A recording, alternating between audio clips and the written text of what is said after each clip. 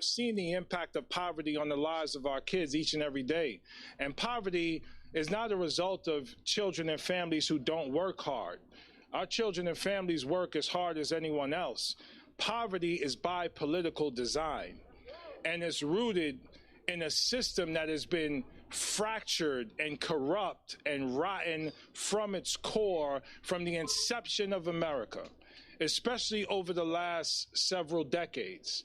So poverty and the impact of poverty on our children and dealing with issues of institutional racism and sexism and classism and xenophobia and everything that keeps the majority of us oppressed is what we designed this campaign to fight against. So tonight, as we celebrate, we don't just celebrate me as an individual. We celebrate this movement, a movement designed to push back against a system that's literally killing us. It's killing black and brown bodies disproportionately, but it's killing all of us. Eliot Engle, and I'll say his name once, used to say that he was a thorn in the side of Donald Trump.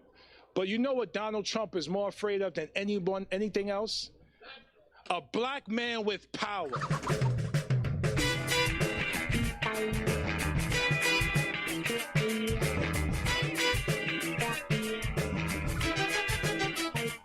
It is Friday, June 26, 2020. Welcome to Raging Chicken's Out the Coop podcast. Yes, of course, that was Jamaal Bowman, everybody. My favorite part of that is when he says, like, poverty, it's like by design. The guy in the audience is like, whoa, yeah, now we're listening.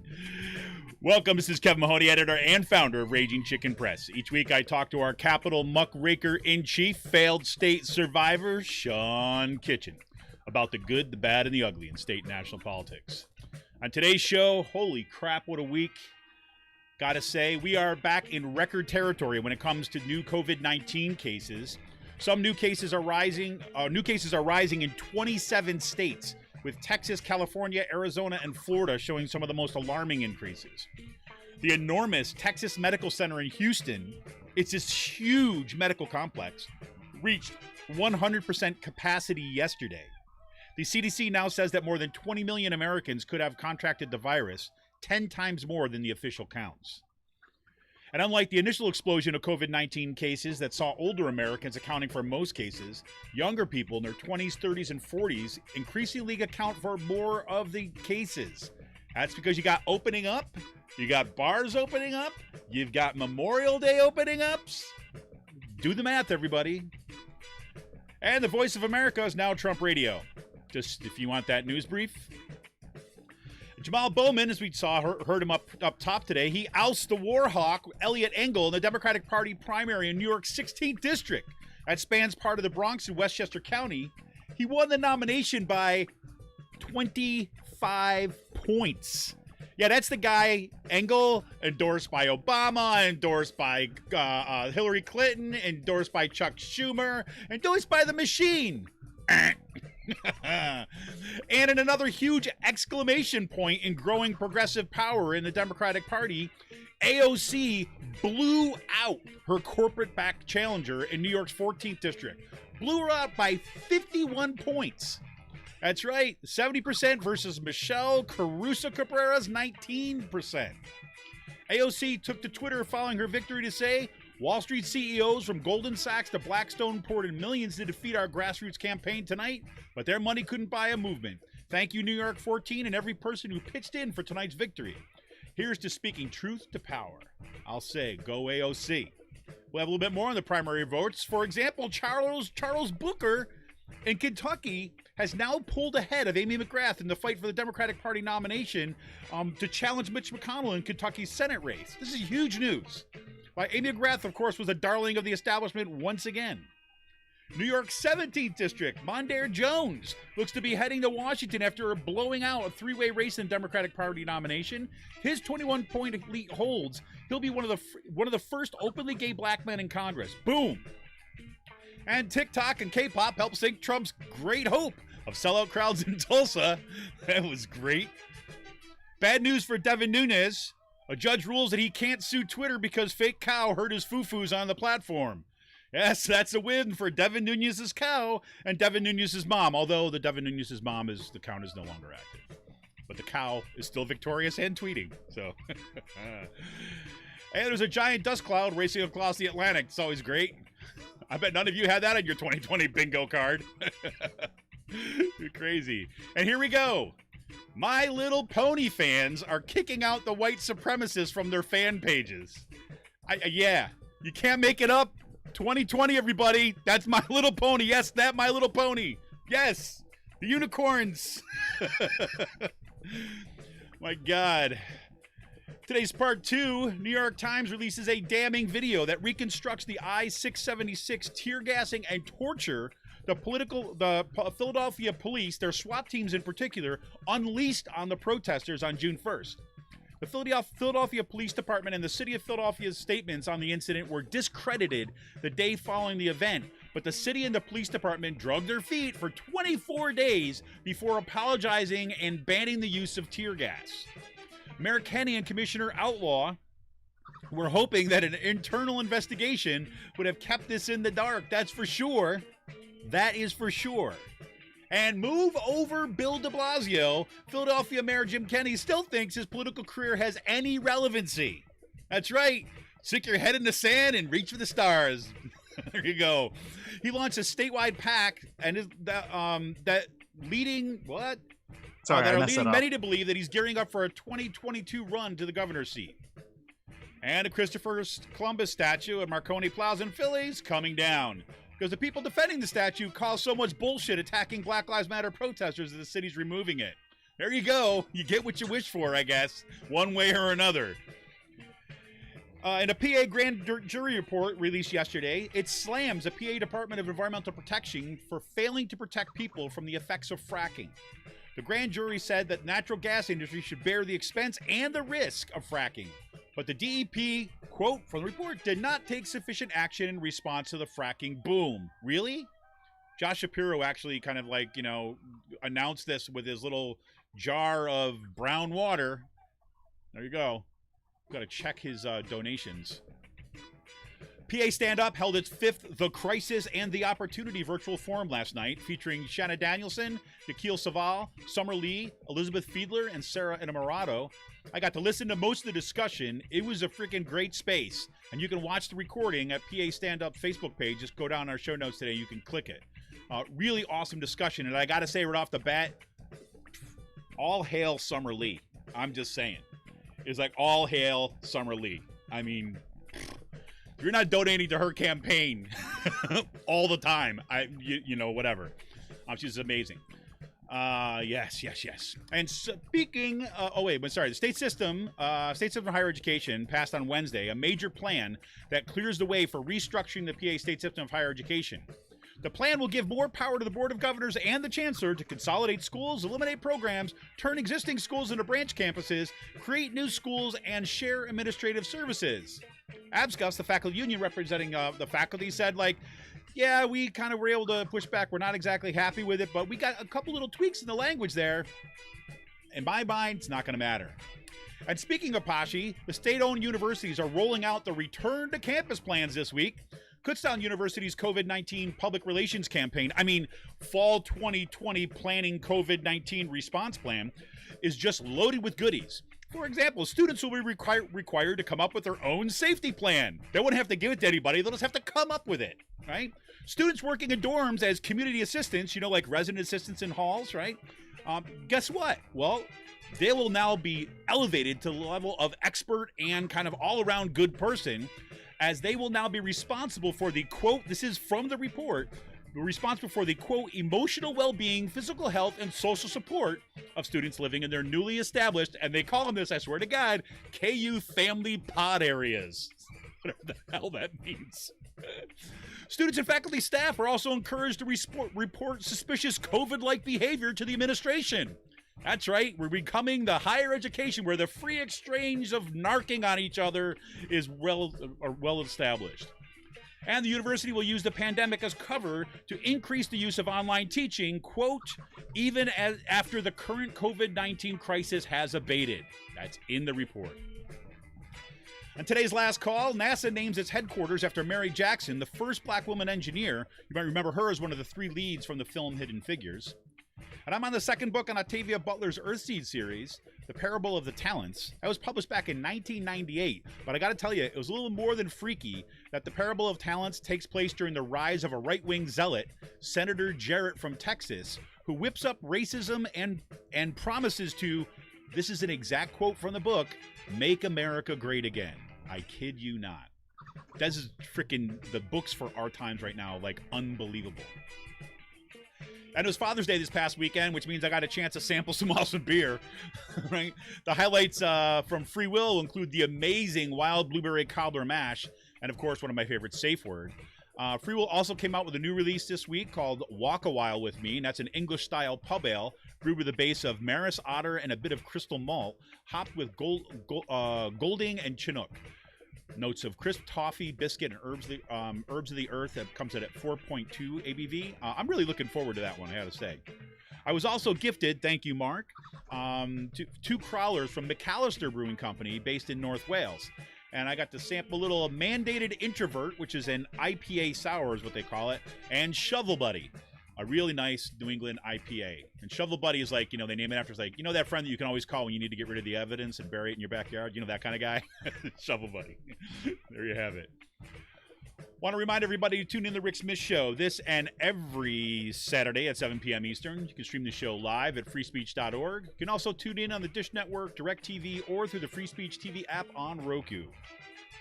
And make sure to download the Rick Smith Show daily podcast on iTunes, Podbean, wherever you get your podcasts. And if you want a progressive future, you need progressive media. You can help support Pull No Punches, homegrown progressive media today. Become a member of Raging Chicken Press for as little as $5 a month. Simply go to patreon.com/rcpress and choose your membership level. We're expanding our network as we prepare for the fight of our lives, for the fight for the future in 2020. And we're all in for the fight. Now we need you. Like, for example, perfect example is right now. Yes, we are streaming live right now. We got a bunch of people that have jumped on our YouTube page. So thank you for jumping on. Thanks, Nancy. Thanks, Christopher. Looking for some really, really great growth in that area. I'm just really excited about what's happening with the YouTube stuff. So anyways, so we need you. So we're not asking you to break the bank. Look, we're asking you to become a patron for the price of a good beer once a month.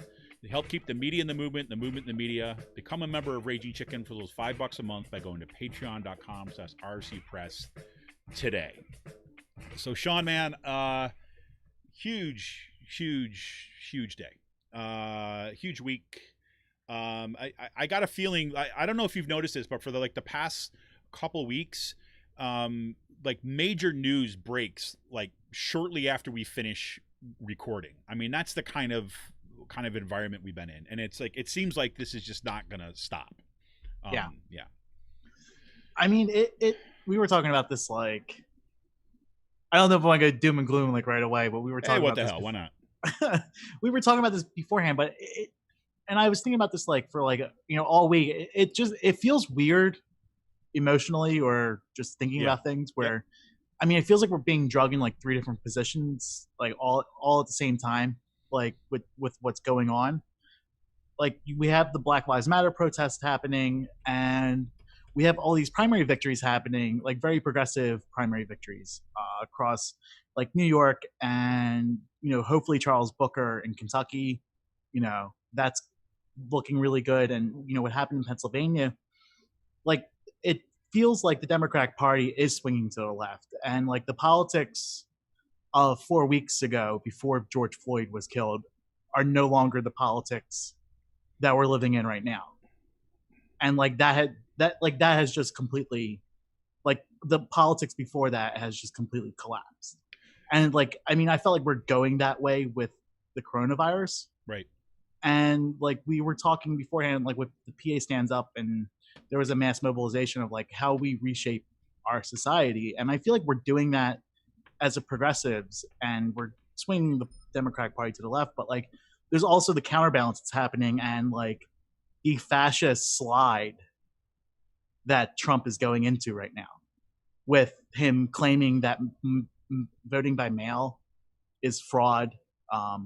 He said this election is going to be the biggest election fraud ever. Right. And it's you're in the fucking driver's seat, of course. You know what I mean? It's not the fraud's going to be perpetrated against him. The fraud's going to be perpetrated by him. Right. What this is like he's like broadcast. I mean, look, Trump does this, right? This is the trailer for the show, right? He's given us the trailer for the main event, the trailer for the movie, like ahead of time. Like he's telling people he is going to commit. Like this isn't him. Like no, this is not going to be a fraud perpetrated against him. It's going to be fraud perpetrated by him. That's right. Exactly. And you have the consolidation of power happening with Bill Barr. You have the what's happening with the radio, the Voice of America radio. This was a concern like Maddow talked about like 3.5 years ago, and Trump is now doing it. Like, and he's turning this into a propagandizing like actual vehicle here to like drive propaganda. This isn't something like this is an actual dangerous thing that's going on.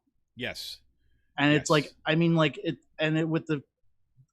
Like, at what point does does this like all converge with like the Black Lives Matter movement going on? Like, I feel like at some point, like this movement is going to turn into an economic movement, or an economic movement is going to happen alongside of this, or they're going to convert. Like, it just feels like it's already there. Yeah, I think, look, it's already happened. I mean, can you imagine can you imagine what the difference in what's going on in this movement would be is if you actually had like journalism, especially cable news, because cable news is what kind of reaches the kind of, the kind of like the boomers and stuff like that. But I mean, it has a broad impact on stories. Let's put it that way. Right. Even though they have that cable news and that stuff, if they actually paid attention to what was actually happening in the movements, right, beyond just the kind of like as important as to say, street battles with police are to cover, as we were talking about what's going on in Philadelphia, but looking at what the movement is actually kind of demanding and had more of those voices kind of front and center, which is why we need, again, my plug always is going to be why we need independent progressive media, right? Because we have to kind of have some sort of balance to looking at what's actually happening in these movements, because the movements are articulating this. I plugged him last week, Ben Dixon, right, on his podcast, right? The Ben Dixon Show is like, Ben Dixon, man, he's like already at the exit ramp for the revolution. You know what I'm saying? I mean, he's already articulating those exact connections, right? And this guy's got a big platform for progressive media, and you see that kind of coming up across this, the kind of the pod sphere, the podcast sphere. You see this in kind of some independent media about seeing those kind of linkages, and more and more when you're talking to people who are involved in these protests, they see those connections. And like we were talking about before we got on the air today, it's like we have not seen the full economic impact of the coronavirus stuff in that show. No, I mean, this is probably like one of the largest transfers of wealth upward in human history, and that's the key right there. Right, because they're going to want us to focus on. They're going to want us to focus on the the lack of economic activity because we had to stay home and all this stuff. No. Like it's the transfer of wealth that is going to be the defining story of this period. I mean, like the transfer of wealth from people who have shitty insurance onward into the hospitals and big pharma executives because they have to pay outrageous coronavirus bills. I mean, I was thinking about this yesterday, like just driving home, like this is why we should have, like, how many fucking pharma executives and hospital executives are just making bank off of this right now? A lot. Yeah. I mean, like that wealth is that right there is an extreme obscure example or ludicrous example of like where the wealth is going, like to Amazon, I mean the hegemons and stuff like that. Like It's just like that's where the money is going. And like at what point does that start becoming a focus of these protests? At what point does Trump's fascist slide start becoming a point? I mean, like I think right now, like I was telling someone, this is about regime change. Yeah. Like this is it. Like this is about regime change. Either we vote him, like we see how the police are reacting now. We're going to know how they're going to react once Trump throws or tries to throw the election. And you have to be ready that Wednesday morning, like the day after the election, to be in the fucking streets after this. Well, look, I think that's got to happen one way or another, right? I mean, win or lose. I mean, the tenor of those movements is going to be, is going to matter. I mean, I think, again, I don't think the leadership of the movements that are out there right now have any illusions that if Joe Biden is elected, that everything's going to be better. I think the MSNBC crowd is going to want to go back to their brunches. I mean, like, we're already seeing that now. Like, hey, we're giving you like these manual police reforms. Now, like, get off the streets. Like, that's not going to happen. But like, they're like, I mean, defund the police. How about that?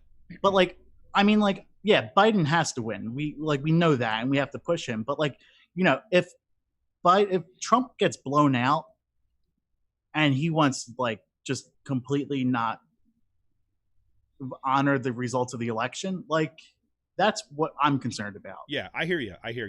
I mean, like, we can care less. I can care less about Biden right now. Like, yeah, the movement's going to continue, but like, you know, like the bigger like issue is Trump not leaving office. Well, I think, look, this is where I'm with Michael Moore on the way he's been framing this stuff, right? I mean, like, we can walk and chew gum at the same time, right? I say we need to, number one, right, get rid of Trump.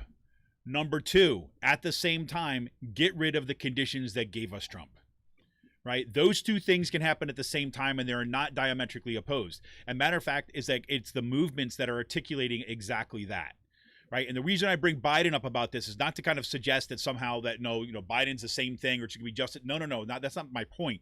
My point is that those things are linked, right? And when you have at revolutionary moments, right, it's when these things, these pictures, these connections begin to fall into place. When suddenly we're not seeing kind of like two opposing sides, Republican and Democrat, right? We're seeing a system which is fundamentally corrupt. And we have on the one side, we have the pathway to fascism, right? On the other side, we have a holding place that allows us to get our feet so that we can turn this steamship entirely, right? I mean, that's it. Right. And if you've been watching what Nancy Pelosi, for example, at the national level, like what she's been talking about in terms of this legislation, all the symbolic garbage that they're doing at the national level, right, is like, it's just evidence to everyone in the streets that leadership in the Democratic Party, not the entire Democratic Party, but it's just morally bankrupt. Yep, has got to go. And the fact that you've got AOC, the fact that you've got the squad, that you got Rashida Tlaib in there, that you've got like Ilhan Omar in there, that you've got actually like recognizable figures, right? Like if Bowman and Mondare, exactly. I mean, like, yeah. I mean, my point, let me finish that point. My point is that the fact that you got those figures there, that is, I mean, you know, people say, you know, AOC always used to say this, right? You got to see it to be it, right? Now people can see examples of what it looks like to have a fight back in the kind of a Democratic Party, right? And see the schism in the party. You got Nancy Pelosi on the one side, you got the squad on the other side. You got Chuck Schumer on the one side, you got the squad on the other, you got Joe Biden on the one side. And now we see people moving that next wave, like Jamaal Bowman, right? Just what we talked about at the stage. This is the also thing that, again, Summer Lee was talking about, and we'll get into this a little bit later, but Summer Lee was talking about the PA Stands Up Forum last night, right? I mean, like, Summer Lee is basically staking that, like, planting that stake in the ground for the next dozen years, right? And she is showing people what it's like to legislate from a movement, right? And which is amazing. I mean, like, we had a phone call a couple weeks ago, and like, people were saying that the move that she pulled by taking over the speaker's rostrum will like never get a bill passed in her career. Guess what? And you know what? Fuck it, we don't care. And not only that, right? Even in the most narrative legislative way, the first time that some people were talking about that legislation again for the first time. Yeah. Right. I mean, so, you know, whatever. And it produced results. It got 2 bills passed. It got a statewide, you know, yeah, I mean, you know, there you go. So they can say, well, she's not going to be welcome in the club, right? And Summer Lee's like, she has no interest in joining the club. Don't want to be in your club. Want to get rid of your club. And that's actually what's really cool about like having Sarah, Summer, and Fiedler in Harrisburg. Like, you never see them out at any of the fundraisers, like in town. Maybe just like every now and then, like to support each other, but like they really don't emphasize fundraising the way every other politician does, which is like you have your bar, you have a night at the bar, and everyone pays a $250 ticket or $500 ticket to get there. Like it's pretty much like what a Harrisburg fundraiser is. They don't do that. Yep. Which is nice. Well, and we get to see we're seeing models right now, both at the national level and at the state level, of what it looks like to build a particular coalition. And again, this came up in that discussion last night, where you see actually people working together, right, in mutual support and mutual aid, right? I mean, we talked about this before when you had Summer Lee, Sarah Innamorato, and Linda Fiedler, Elizabeth Fiedler. I'm sorry, Linda called her. Sorry, Elizabeth Fiedler. I don't know where that came from. I saw it chipped you up. Yeah, it's like they all kind of like they were campaigning together, right, initially. And they have remained as a caucus, right? They have remained in contact, visibly in contact, right? And kind of working together. And it's not, I don't mean to just single out just those three. It's not just those three. But that's also happening here in central Pennsylvania with Shanna Danielson, who's probably listening right now, Nicole Miller and Tara Shakespeare with the, Women of the West Shore. It's how they branded themselves and fundraising together. I mean, it's a model that works. Exactly.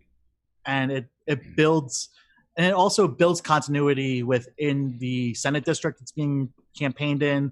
It builds continuity with the House races and the congressional campaign. I mean, like if you look at the models like we had on our phone calls for the past couple of years, even like hopping on some of the National America Votes calls, it's there's an emphasis on focusing on the congressional district and then the other districts inside of it, and make sure that money flows evenly throughout, because once you target like that, but yeah, that's more of a wonky thing. But yeah, but well, I want to get into that a little bit when we're talking about some of the state politics stuff and kind of in our in part 2 today, because I'm going to put in a strong plug for people to actually get out and support Shanna Danielson and kind of donate to her campaign and things like this. But I'll get to that about why. I think she's number one, she's just a freaking awesome candidate. Number 2, and she had just hired an awesome field director from Bernie's campaign. And there you go, right? And I think that what she's doing, that I'm going to save this for part 2, because I want to get into that a little bit, and I want to kind of along like when we're talking about statewide strategy in a minute. I do want to, before we get kind of too far ahead, I do want to kind of get back just to kind of touch on at least a couple things before we go. One, I do want to look at the primaries that have been going on, the New York primaries, because this is a freaking huge moment, right? And it re-emphasizes what's going on right now, kind of at a national scope, but happening on a statewide basis, right? It's not like national elections; these are state kind of precinct-wide elections. And I also want to talk a little bit about just what's going on here with COVID-19 stuff. And we already talked about the COVID-19 cases on the increase, but like this is really concerning.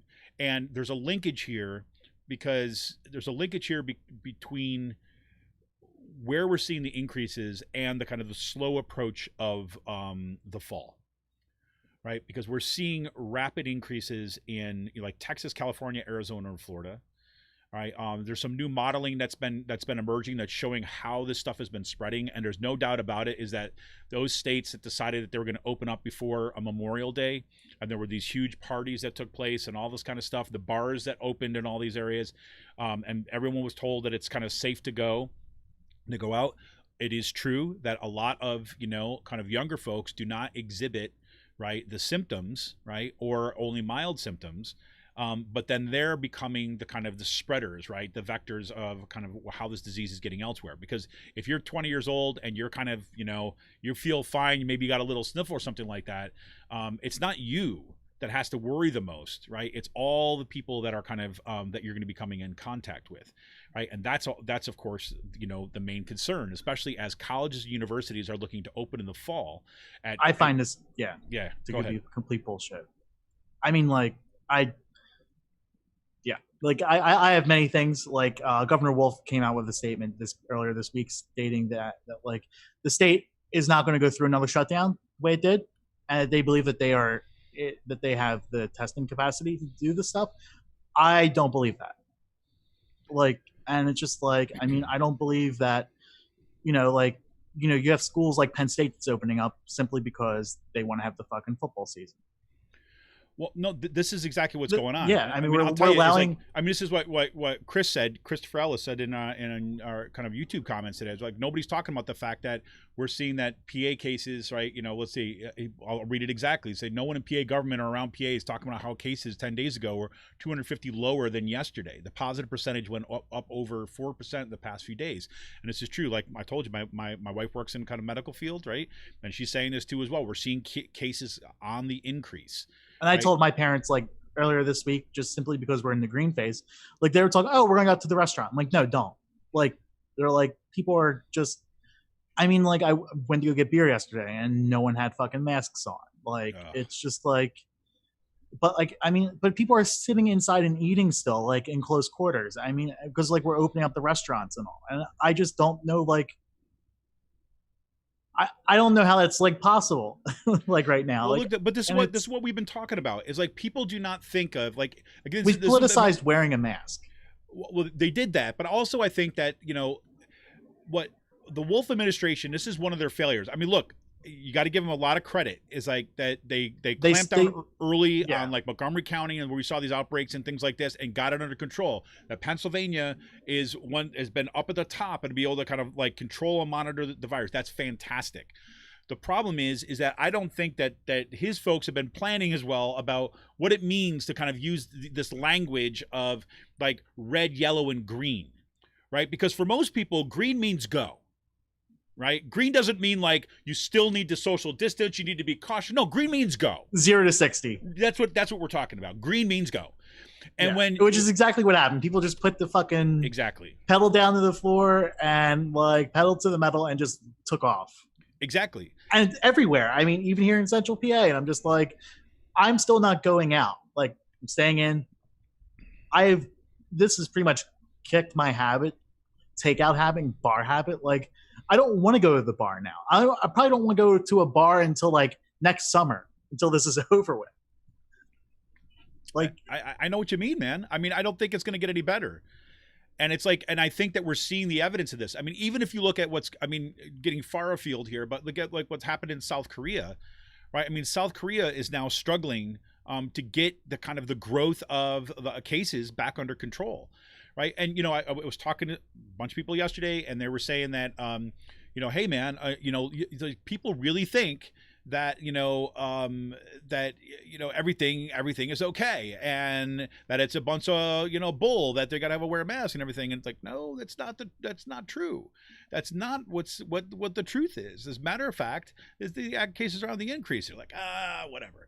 Like that Bill Burr video that Michael Brooks and Sam Cedar talked about. Yeah. Like Bill Burr is a reactionary white guy and like, I think like mildly racist for some of the shit he said in the past. Like, yeah, he said some really questionable things. So when I saw Bill Burr schooling Joe Rogan, then it's just like mask or no mask. Like when you watch the news, you're just like mask. Okay.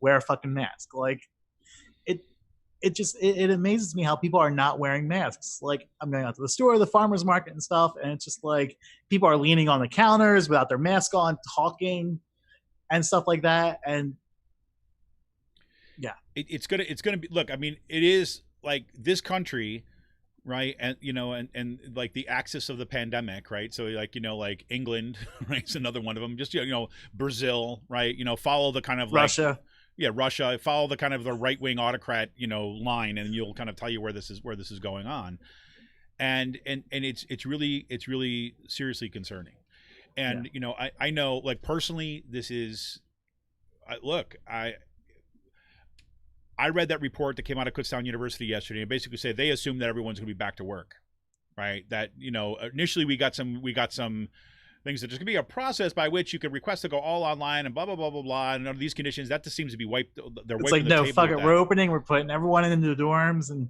like my mom was saying, like, LaSalle University is considering like bringing half the students to the dorm the first semester and then bringing the other half in for the second semester to make it equitable. And it's just like, yeah, everyone gets infected equally.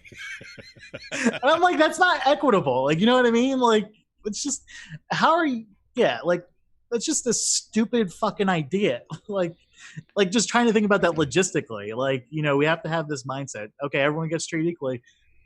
You get the first semester, like you're moving everything in for 12 weeks, 15 You weeks. get the virus. Now you get the virus. Now you get the virus. Everybody gets a virus. Yeah, like move in and then move out in the middle of the winter. Like, come on. Like you're moving people out and in the middle of December and January. Like, yeah, I mean, it's crazy. I mean, what's going on? If you look at, Houston right now, what can I say, Houston? They've got a serious problem because they're sitting there and they're seeing this overflow the beds and everything like this that's going on in Texas. And last night, I believe, Governor Abbott had come out and basically say, whoa, I think we're going to have to start rolling some of this stuff back. And they're looking to kind of re-shut down. The thing is that, it's a real problem to stuff the genie back in the bottle once it's out, especially when the weather's nice and all that. That same thing is happening in Arizona, right? Arizona is also now having you think about, well, to back Utah, we were supposed to go vacation in Utah and Arizona this year. Like, I mean, like we were supposed to go to the Canyonlands and Zion and drive through northern Arizona and like that part of California in the Death Valley and stuff like that. Yeah. Yeah, it's crazy. It's crazy. Well, let's talk a little bit about these primaries. And so, the Jamaal Bowman win in New York 16th district is probably, it has basically gotten the most coverage as the biggest landslide. Like it's like AOC 2, right? In part because he's ousted kind of like a fairly senior Democratic Party kind of operative, Eliot Engle, who was the chair of the Senate Foreign. And did you see like the day before the primary, he tried getting the story came out. He tried getting Ilhan Omar kicked off the Foreign Affairs Committee. Are you serious? Yeah. He tried like getting after like one of the controversies or like from like one of the I think like the Israel lobbies, like tried getting her kicked off the Foreign Affairs Committee. Yeah, there you go. The House Foreign Affairs Committee, and he's now here's the thing, right? A lot of the reporting on Eliot Engle says that basically it's because of the hot mic issue. Right, is that what kind of caused, why Bowman did so well? The hot mic thing was basically Eliot Engle was basically showed up in his district. He'd been claiming to be in his district. No, he has nowhere in his district. He's been in his house in whatever. So Maryland I don't think he just didn't care about the protest. Maybe like okay, so I was listening to the Matt Taibbi podcast and the other woman I forget. Useful Idiots. Katie Halper, is that her name? Yeah. And they're just like doing the Dem suck. Yeah. I love that podcast. It's fun. But no, like maybe he said like when he said he's only here because of the protest, like he's only here because of this. Like maybe he cares about like the issue. I don't know if he does or doesn't. It's totally possible that he doesn't care about Black Lives Matter, and he's just there. But no, like when he said like I'm just here because of the protest that's going on. Of the primary, he said. Yeah, I'm only here because of the primary. I wouldn't be here if I didn't have a primary. Yeah, like I wouldn't care about not being able to speak. Like the thing is, they had put together a whole program, and he just fucking shows up. This guy's been absent, and then suddenly he realizes, holy shit, I better take Jamaal Bowman seriously, right? And then he's on a hot mic, and the guy's like, "I'm sorry, we made up a program. Right? This is done. There's no room on the program for you." He said, "Well, I wouldn't even care about it if I didn't have a primary," and so they're like. Whoa, right? He's talking. I mean, like they're talking about the issue, right? Of like Black Lives Matter, of police violence, of all this stuff, and he says, "I wouldn't even care if I didn't have a primary." And what the hell you think the impact's going to be? But the thing is, don't I don't want to overplay the fact that it was always just assume the mic is live. Jamaal Bowman ran a freaking amazing campaign. Yeah, no. Like he was surging at that point. Exactly. That was just icing on the cake. Yeah, that added 5 more points to this victory. Exactly. So I mean, exactly. I think that's exactly the way to understand it. That added 5 more points to the victory. So that was like Wagner. Yeah, it was like Wagner. But he was going down anyways. And the fact that all the Democratic Party heavyweights threw their weight behind Eliot Engle, right? They should be walking with their tails behind the, under like between their legs right now, and kind of get chased out of town for all that. So. I forgot to put this in the show notes, so I just thought about this right now. What do you think about Liz Warren's endorsement of Hickenlooper? Just I've I think that like she is trying to. I just want to like sidetrack for a moment because go for it. That's her Warren Democrats thing. Like she's giving out like really good endorsements to people who deserve it, like Jamaal Bowman and others, like progressives that actually deserve like those endorsements. But I really feel like what she's doing is also trying to brand centrists like Hickenlooper and others that are getting it, like you're in like your swamp, right? Trying to rebrand them as progressives when they're not. So like what she's doing is she's casting her name, Warren Democrats, her own personal brand onto these people saying like, no, like we're the progressives. And like, no, like Hickenlooper is not progressive. Like there's people like she's endorsing is just like total fucking bullshit endorsements. And it's like, it's obvious what she's doing. She's trying to recast the party under what her vision of progressive Democrats are versus like what Bernie's are. And it's like these, yeah. I don't know. Like, no, Sam Cedars been talking about this as a dynamic, right? When there's a certain, AOC was on the Majority Report last like, Friday. I feel like she's trying to take away Bernie's brand for the Our Revolution stuff. And like, I don't know. I feel like the Warren Democrats is just a very bad, like messaging, and you're in it for your own personal gain. I do not think that it's well, let me put it this way.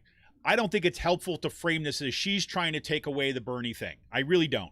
I think that what she's, because like, it's not about the personality politics here, right? It's really not.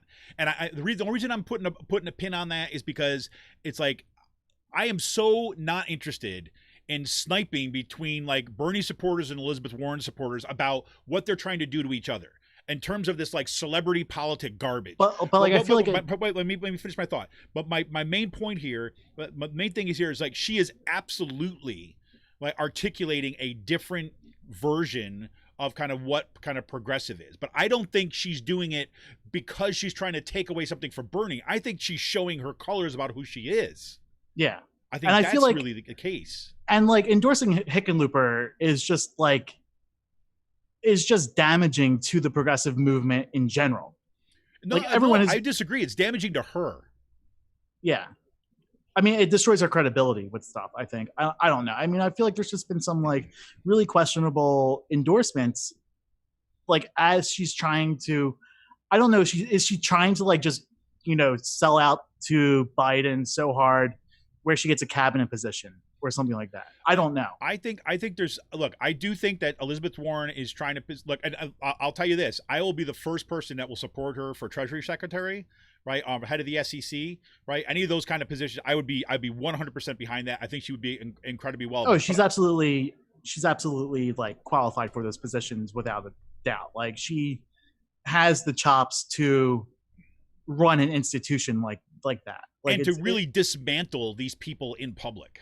Yeah. Like she's good at, But I just feel like she doesn't need to be doing this. Gutted him like a fish. And that's and the reason why I'm saying that right now is just that, like, we got to remember as we kind of move forward, right? It cannot be about reactionary sniping against anybody, right? But we should believe, as the saying goes, right? We should, if they show us who they are, we should believe them, right? Is that the fact that Elizabeth Warren is choosing Hickenlooper, who is a friend of is no oil and friend gas, of he's corrupt. Yeah. He's talking about like Bernie as, he's basically saying all these Marxists and communists that are taking over. This guy is like Red Scare politics, and she's no. But one of the things that Sam Cedar was saying, like when AOC was on too, is like this is the reason why, and AOC, this has been her kind of brand of politics, where you go after just like Jamaal Bowman did, you go after the deep blue districts. Right, the ones in which that if you win the Democratic Party nomination, you win, right? Because there's no Republicans going to get elected in that district, right? And so people like Chuck Schumer, right, have maintained their power, right, and the air of progressiveness by being able to support all these other Democrats to their right, so that they could say, hey, look at someone like Hickenlooper, look at Hickenlooper, right? Based, I'm progressive compared to this guy. So to keep that lane. But when you have AOC win, when you have Jamaal Bowman win, where you basically remove that, now you put real progressives in there, suddenly people like Chuck Schumer, right, are going to have to make a choice, right? Because you're no longer the progressive like standard bearer, right? Not if you ever were, right? Same with Elizabeth Warren. So now that pulls the whole party over to the left, right? Or reemphasizes that split. Now, do you think AOC has made enough gains and the Democrats in New York, right? Like, especially like that part with those primary victories, like in the state Senate and the state legislature. Like, do you think they've made those gains to protect her seat for the future with the redistricting? Like, or do you think the Democratic Party is trying to split those districts? They're definitely going to try to split the districts.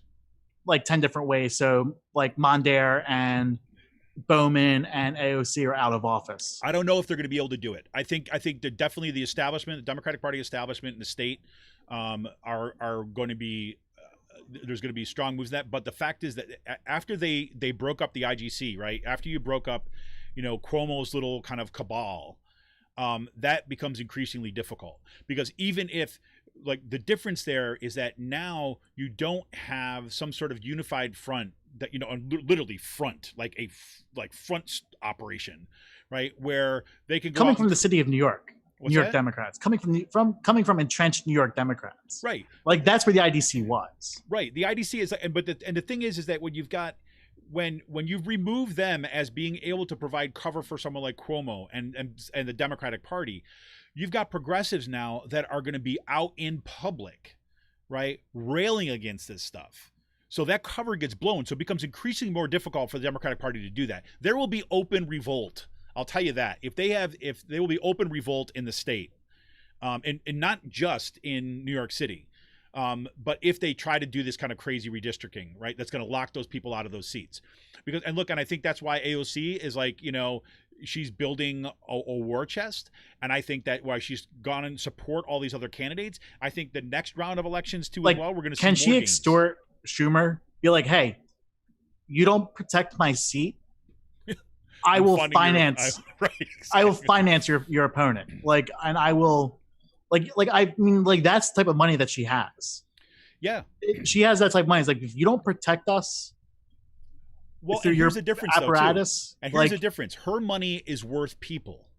Yeah. Right. With her money comes people. Right. So, for example, let's just take a look at the Kentucky race for a second as a counterfactual here. Right. So Chuck Schumer, right, poured, I can't remember, millions. 40 million. Yeah. 4 million, was it? 40. Oh, 40. Are you serious? Was that much?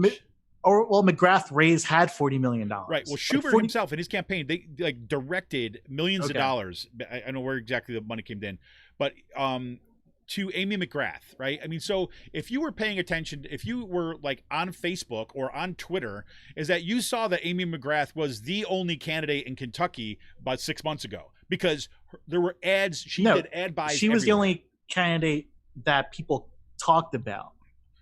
Like, I actually believe that there was a legitimate operation to keep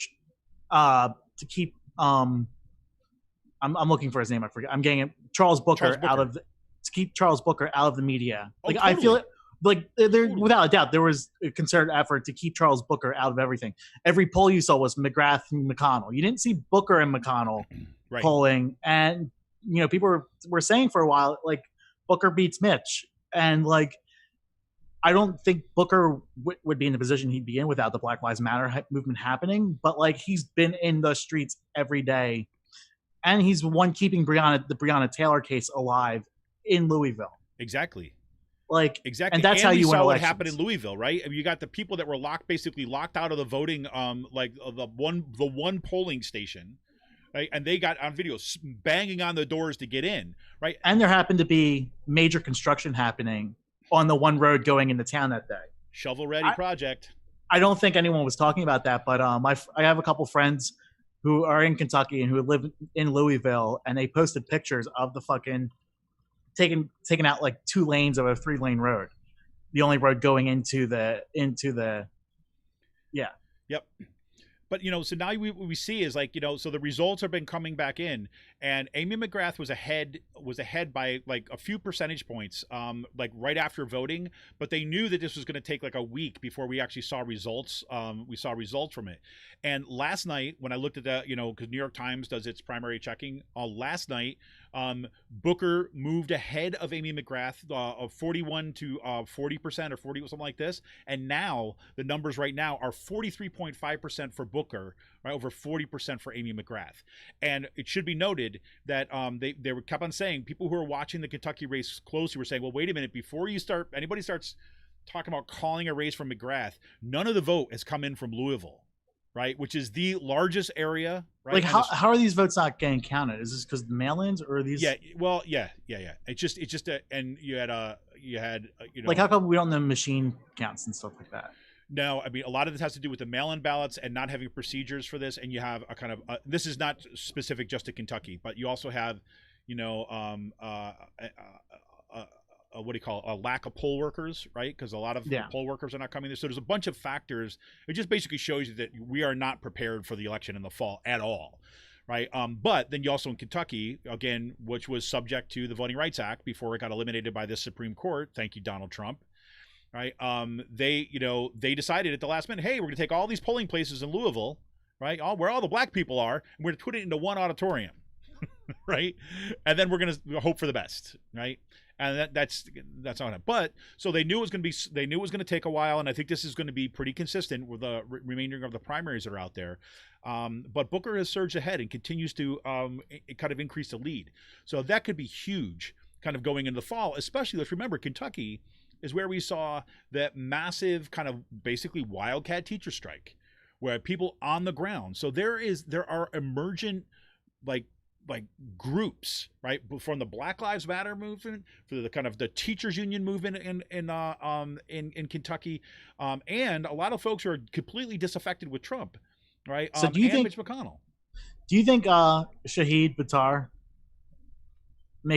digs into Pelosi's potential lead, or he is still like an outshot? I think that's a tough one. Do you think her race is getting tougher now because yes, absolutely, 100%. I think her lack of, I think she is digging herself a hole, like in a race, like she should have been. There's no reason why she should even be in a competitive race at this point. Like the race is competitive, or I mean, it's going to get closer as we get closer to the election. I guarantee that. Yeah. So we shall see. Boy, that's a lot of stuff. I think. Yeah, go ahead. Yeah. Yeah. Last thing I wanted to say is, like, this is what Sean, so everybody who's watching now, this Sean does to me all the time. He's like, okay, come on, stop talking.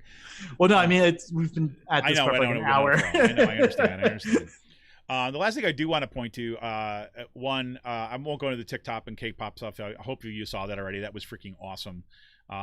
People that kind of talk, this shows you also the limitations of Trump's campaign. They believe their own bullshit, which is great.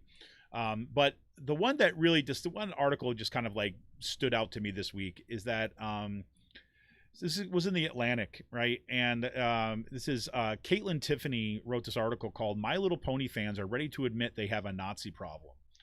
And as like in a household with young kids that like My Little Pony, right? And actually apparently there's these people called like bronies, right? Yes. Which are like adult white men mostly, yep, right? Who love My Little Pony and do all this stuff. And I actually had a student like this, right, who would show up with My Little Pony shirts all the time, and I didn't know it was like a thing at that point, because hello boomer, even though no, I'm not a boomer, Xer, right, whatever I say, but they're to find out that the right wing, right, white supremacists, right, have established themselves as a niche within here, has been, and apparently what had happened after the kind of I mean, they have established a niche in a lot of like nerd things. That's exactly, like it's a lot of like nerd culture. I mean, like, I hate to like generalize it, but I mean, we're experiencing the same thing out here in Harrisburg. There's a nerd gamer bar called JD Love Drafts, and it's named after the boss and his initials, and then Lovecraft. And people have been talking about the name of this bar for a while, on how it's a racist name because of how racist H.P. Lovecraft was. So like they're resorting to like this form of woke capitalism, but like, I mean, for a while it was an alt-right hangout. Yep. And like their issues, I mean, like they apparently do a lot of fundraisers for left causes and stuff like that. I think they're just participating in woke capitalism and woke movement stuff, and I just avoid that place altogether. And I still think there's strong connections to like local skinheads and yep, alt-right groups with with that organization. This is the youth libertarian strain in a lot of these kind of like geek online geek subcultures and things like this too as well. So let me read just a couple paragraphs from this piece and then we'll go to a break. But here's an example of this. It says the brony subculture is about as niche as they come, born in the internet forums in the early 2010s in an era when hyper-specific interests were the organizing principle of social media. Even so, bronies have long captured the world's attention. They hold well-attended fan conventions. They've been the stars of multiple documentaries, which I did not know until now. Many of the show's adult fans generally enjoy My Little Pony and the wholesome escapism it provides. Others, however, delight in the irony of their fandom. To them, it's edgy and provocative to be an adult obsessed with cartoon ponies. That's where the Nazis come in. My Little Pony fans primarily express their enthusiasm for the show by sharing their own cartoon drawings of the main characters, which they usually upload to the image boards. The most popular of these sites is called Derpy Boru or something, a combination of the characters' last names and a common term for the image boards. That board hosts millions of My Little Pony artwork, but a substantial number of them are extremely jarringly violent. In an image that I recently viewed, it depicts My Little Pony character presiding over 3 lynchings and 1 beheading of a cartoon drawn to represent various marginalized groups.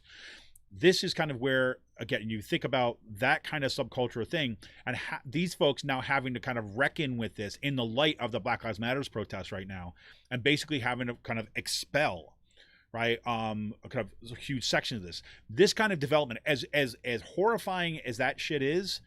Right, the fact that you got reporting on this and you actually got members of that community having to finally say, no, anything doesn't go, right? That there are lines which we are not going to cross, and we are going to work to kind of sow those divisions and kick out the Nazis. I mean, like yesterday there was a famous YouTuber, Jenna Marbles. I've never heard of her before. I've heard of her. She did a couple of like blackface things dressed up like Nicki Minaj, and she published her.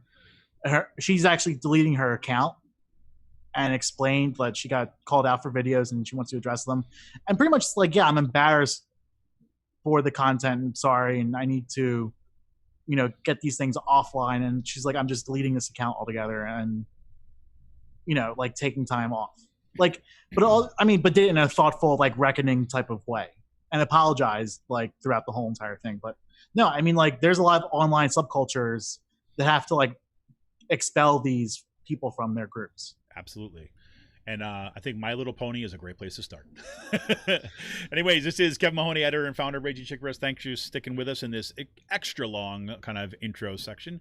I want to remind you that you become a member of Raging Chicken. You can help support this work by becoming a patron at patreon.com/RC Press today. You become a patron for as little as $5 a month. Just go to patreon.com/RC Press today. We will be back right after this quick break.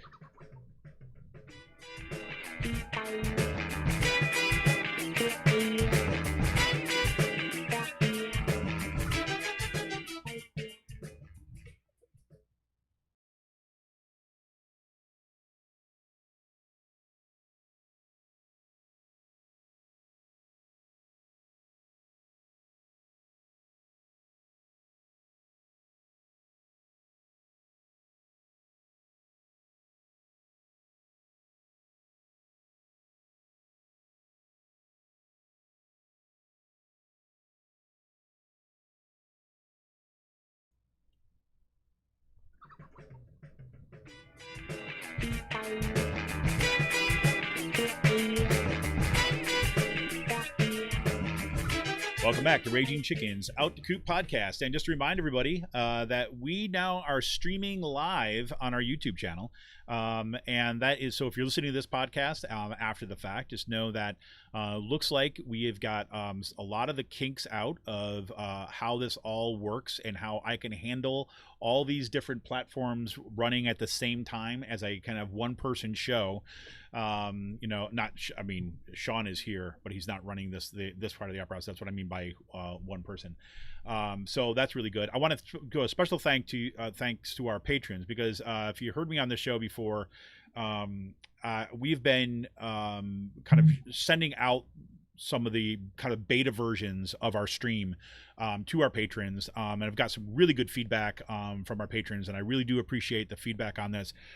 So that was like one of the things that our patrons got early access to was, some of the real rough cuts of some of the early streams that we were working on in order to kind of bring this show to live stream now. So again, thanks to all our patrons, and remind you that you can become a patron, help support this work, help support this channel by going to patreon.com/rcpress today. You come over as little as $5 a month. You think about it, it's like one good beer a month, right? That's kind of what we're looking at. That helps kind of support this because look, you want progressive future, you need progressive media. There you go.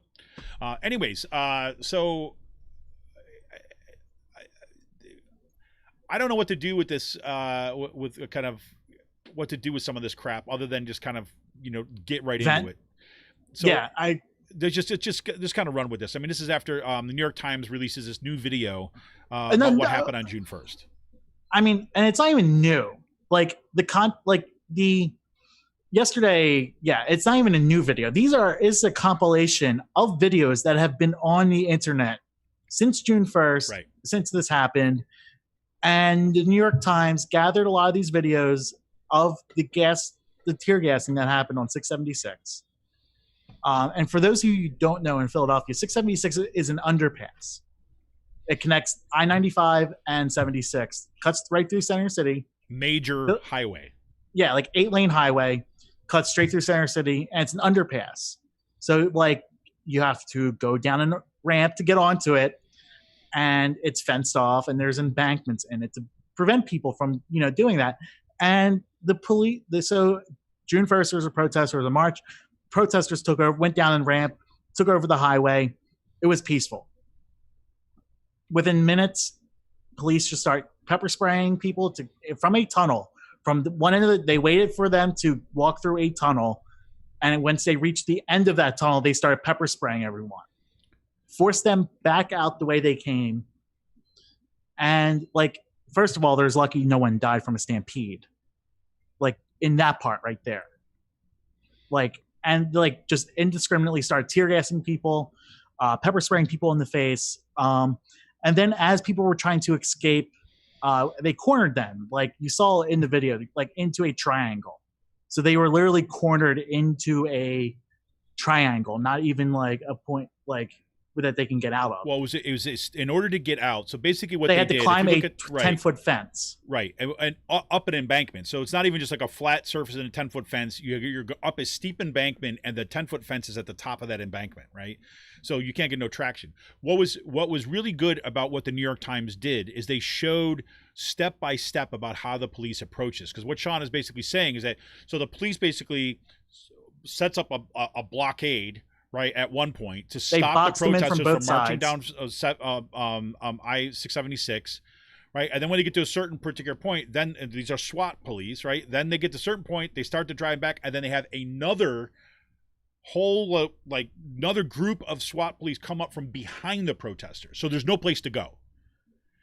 So at that point, that's when they start throwing the tear gas canisters, and people begin to flee.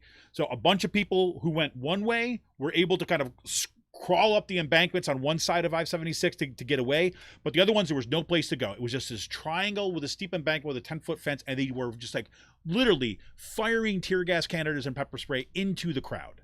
And anyone who stayed behind to kind of have nonviolent resistance, they would go up to them, point blank, pull away their mask, and spray them right in the face with pepper gas.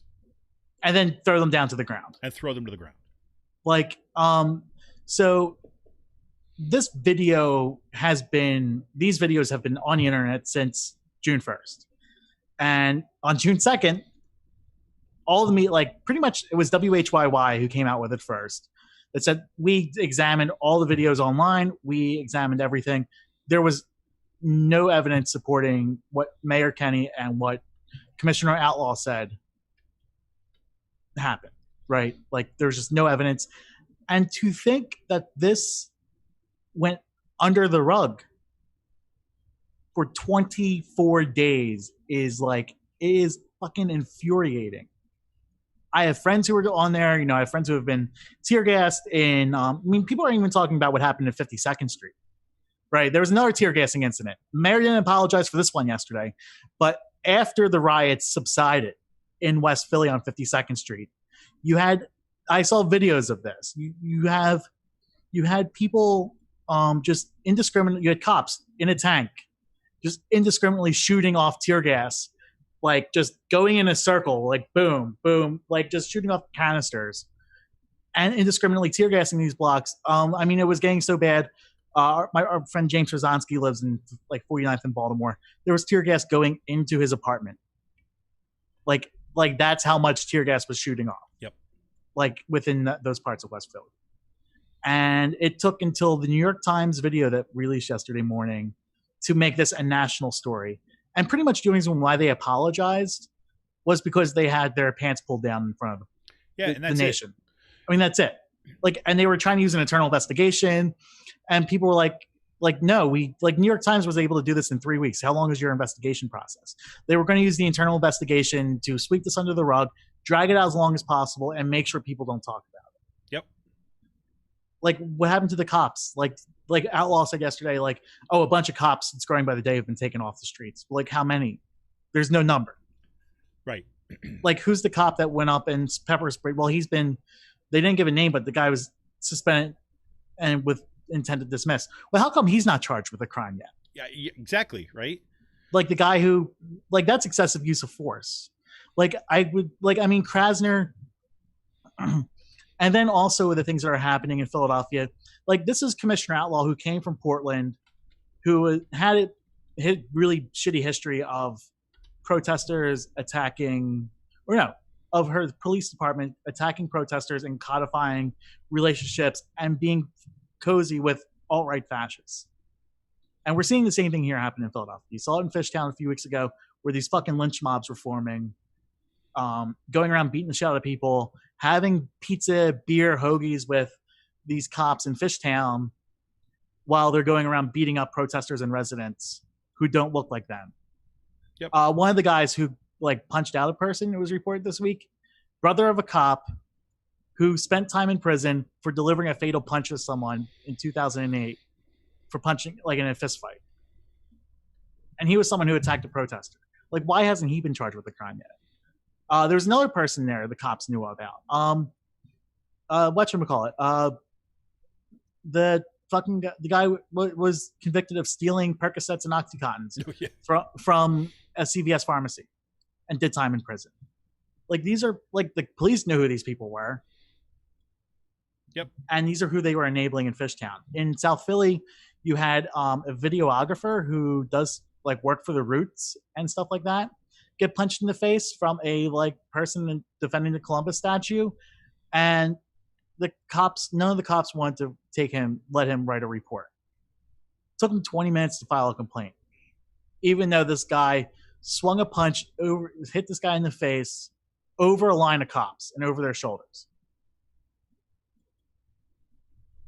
I mean, like, the fucking police department in Philadelphia is out of control right now. And, like, this is, you can't reform this. Like, I've had people, question me for supporting the defund the police and that we should listen to the movement and really what the movement's calling for. No, this is what the movement's calling for. Right.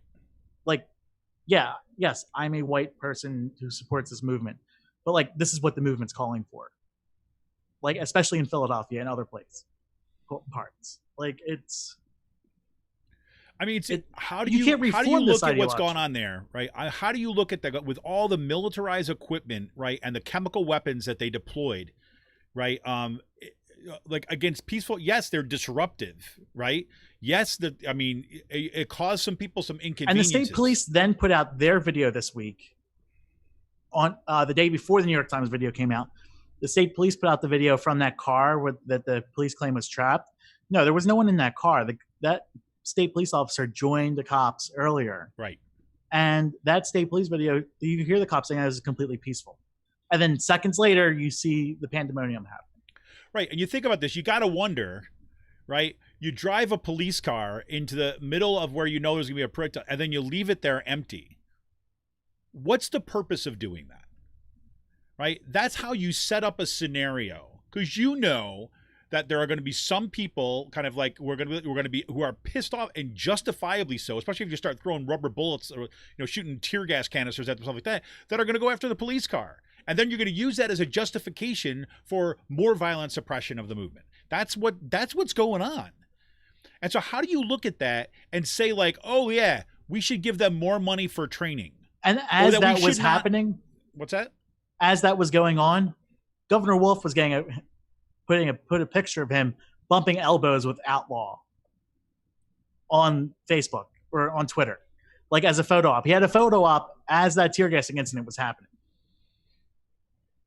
I mean, it just shows you that like Democratic mayors are afraid of the police departments in this, in their fucking cities, and it's disgusting. Yep. And that's the only, I mean, this is why the only thing that you can do is you need to take the power away from that institution, because it's, you know, this is what defunding the police is all about, is because they've been giving money and money. And every time these incidents come up, what their demands are from the police union, for, you know, kind of pro cop folks on the street, is like, give them more money. Right. Well, how much more do you need? Right. If you're going to use the money to go buy surplus military equipment and chemical weapons to use on your own people that you're supposed to be protecting and guarding their constitutional rights, and you're actually going to use that against them? No. There is no institution that should have that kind of power in this culture, especially one that is like, has a history, a continued history, like as in this week, of killing black and brown citizens primarily, and then gassing and beating social movements that are arguing for justice. No. Boom. See ya. Yeah. And then, I mean, this actually hit me today. I didn't realize Jim Kenney has 3.5 years left of his term in mayor of Philadelphia. And like, I mean, this past month just made himself into a lame duck pretty much. Like, you know what I mean? Like the way he's just not reacted. I mean, as I said in the notes, move over to de Blasio, because Jim Kenney wants to run for fucking governor now. He launched a fucking statewide PAC supporting progressives and stuff like that on the day.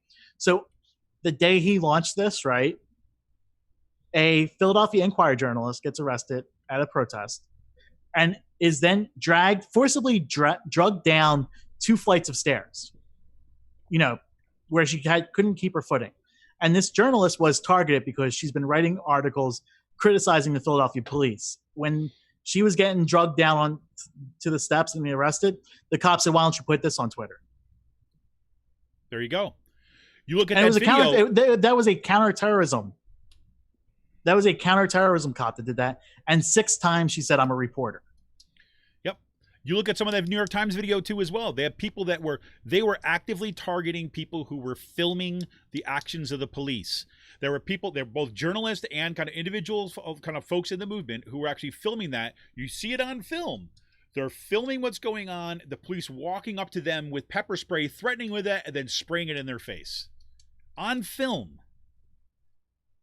And you got to wonder, in a context where we have film of police killing George Floyd, that kind of launched this latest iteration of this movement, right?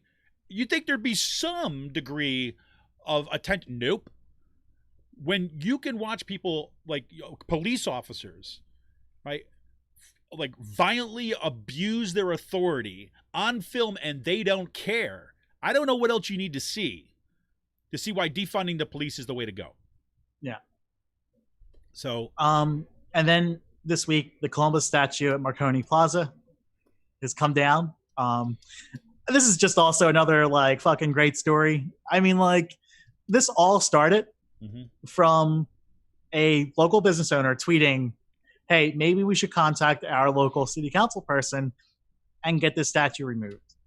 And this tweet got screenshotted, went up in a bunch of Facebook groups, raised the South Philly Facebook groups, went fucking haywire, and then a racist lynch mob formed at Marconi Plaza over the past week, attacking protesters, and it finally got to the point, like, they put a box.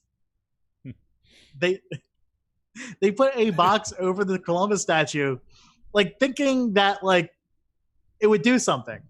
Like, this was the city's response. We're just going to put a box around it. There you go. I mean, like, so the statue's going to get removed. But, like, how do you, I mean, like, I am actually surprised we haven't seen this much white reactionary violence yet boil over. I mean, it's starting to simmer. Yep.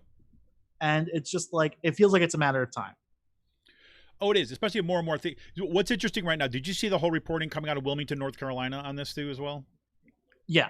About so you got that the film that was kind of uncovered. It was in the archives of police. Basically, these cops openly talking about how we're going to go out and beat down the black folks, right? Send them back another century, right? And then that leads to, and then you find out that in Wilmington, that was one of the places where you actually had an organized coup of the government, right, to install a racist thing back in the late 1800s, and that was the moment in which they erected all those Confederate statues there. Right, now those are going to all come down, but the fact that you got a kind of like again, the chief of police there is an African American guy who was going through the archive and then released the stuff that shows you that there's some cracks opening up for even more possibilities. So I mean, like this really, like the past couple days, I mean, this hasn't been in my mind since, but like I really start reflecting on the civil rights tour I did with Rick. We did in August 2015. I mean, like Rick yeah, Smith, things went. Those Yeah, Rick Smith. Things went the way they did when I was working with Rick, which is not great, but whatever. Moved on. But like that tour, getting to listen to people being interviewed by Rick that whole entire time. I mean, like, I completely forgot about the fact that we talked to Abernathy's sister, Abernathy was one of Martin Luther King's lieutenants.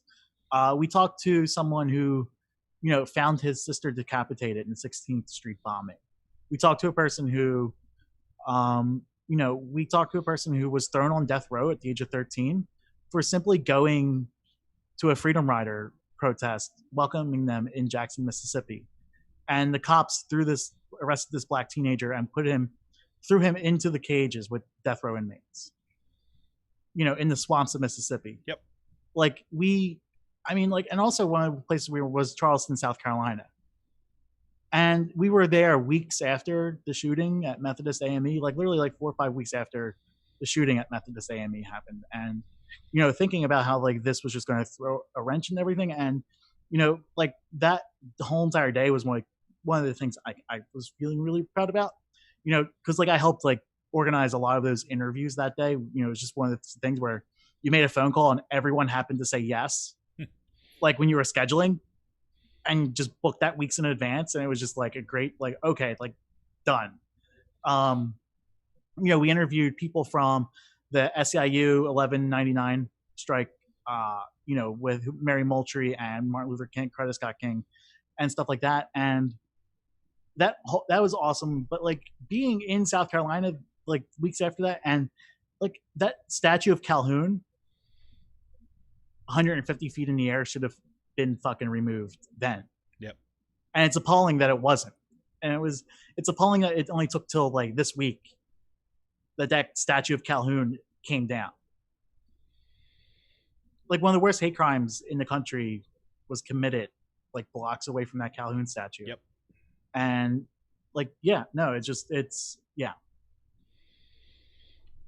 crazy, man. It's it's just all the different shit that's just going on right now. It's incredible. Have you listened to any of the Ken Burns stuff? No. The past couple of days? No. He's put out some good stuff. He put out a 5-minute video of the Statue of Liberty of James Baldwin at the end of that documentary of like, what is freedom? And pretty much just Baldwin, and then he breaks into talking. This is on the Washington Post website, YouTube page. This is only put up within the past couple of days. And, Baldwin, and the clip ends with like Baldwin saying the Statue of Liberty is just nothing but a joke for us black people in America. And just hearing that in 1985 was just like, from like then was just, amazing. Well, there's a reason why we're seeing a lot more James Baldwin videos circulating once again, because he's someone I really wish I was alive to see, or that he would have lived this long.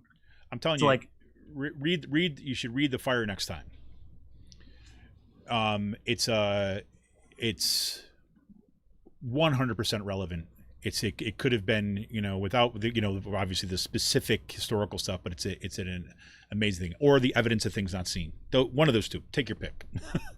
It's James Baldwin was absolutely freaking amazing. But Yeah, it almost like listening to his videos. It's like you almost feel cheated. Like I almost feel cheated not being alive to like hear him speak and stuff like that, or him not being around today. I get it, but at the same time, I also think that we are living in a moment right now that is going to be producing like hundreds of James Baldwins, of Octavia Butlers, of Angela Davises. I mean, this moment right now, I'll tell you this is, this is where we need to be like our focus fixed directly on what's happening in front of us, because the work that people are doing right now, the movements that are coming out, it just astonishing to me. So one thing happened last week that never happened before in like Harrisburg's history. There was a protest against racism on the West Shore of Harrisburg. Like there was allegedly an incident at one of the bars on Juneteenth. The following day, pop-up protest happened. It forced the owner to come out and speak to the crowd of people as a silent protest.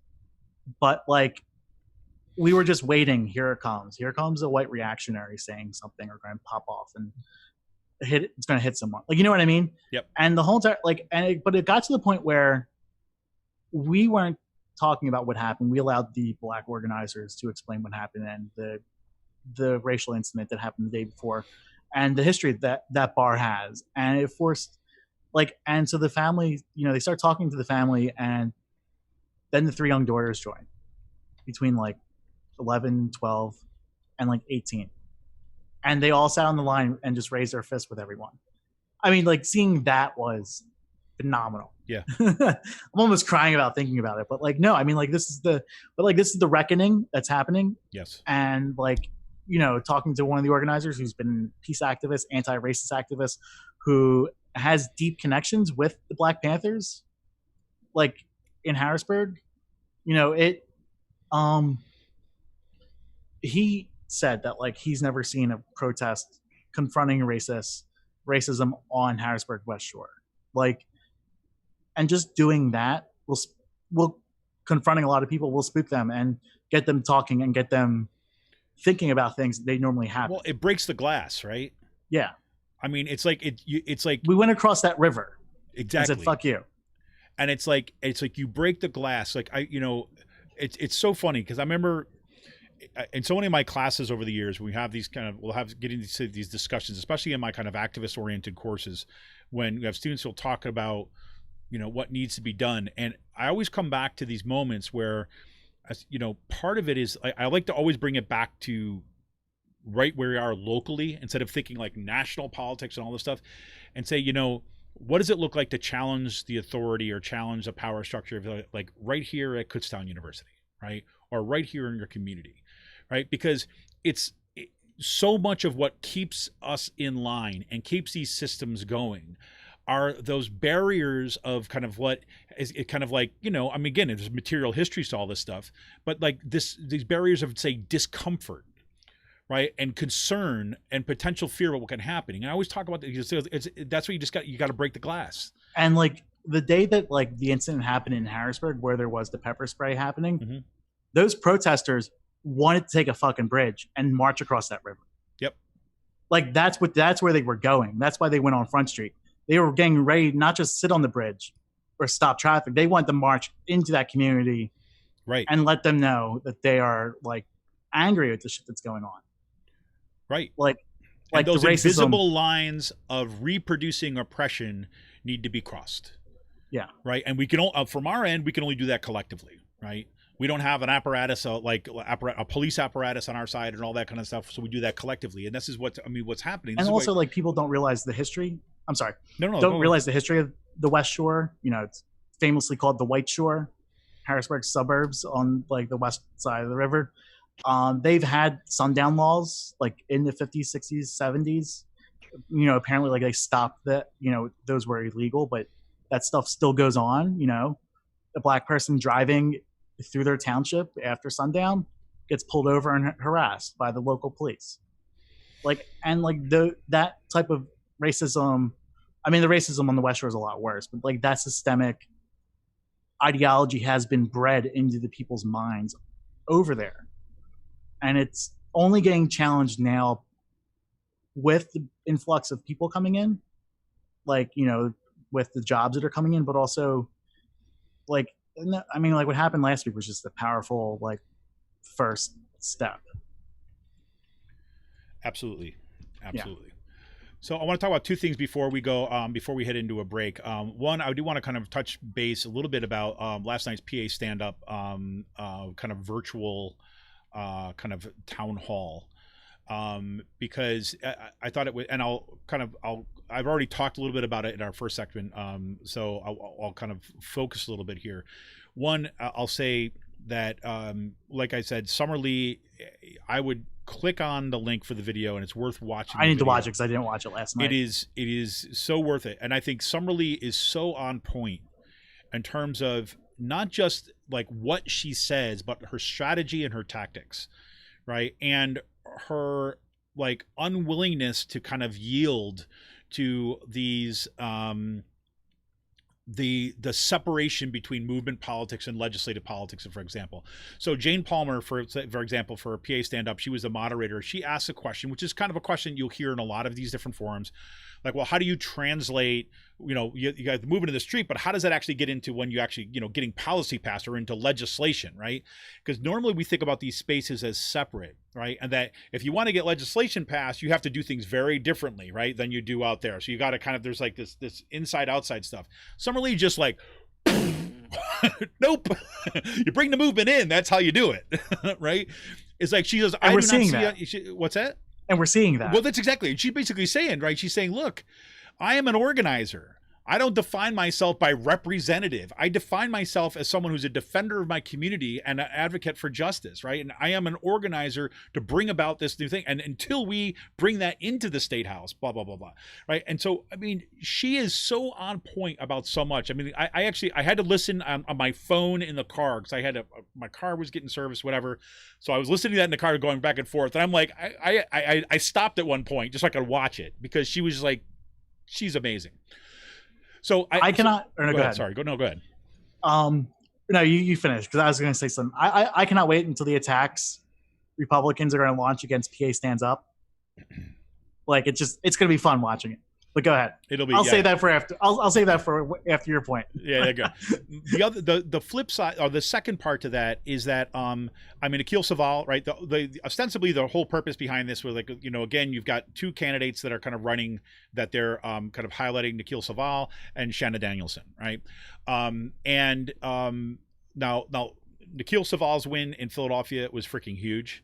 Right, kind of oust the machine, and now you've got a kind of a young kind of lefty, kind of in there, which socialist, just straight up socialist. Yeah, it's just straight up socialist. Yeah, and not even like he will be by far the most left member of the Democratic caucus, and he's going to be there for a long time. Yeah, it's going to be great. But Shanna Danielson, right? So it starts off with and Jane Palmer kind of asks the open question. Anybody want to kind of start this off, right? And like true to form, Shanna Danielson says like, okay, no one's starting, I will, right? And I just love that. But her race is so important for so many reasons.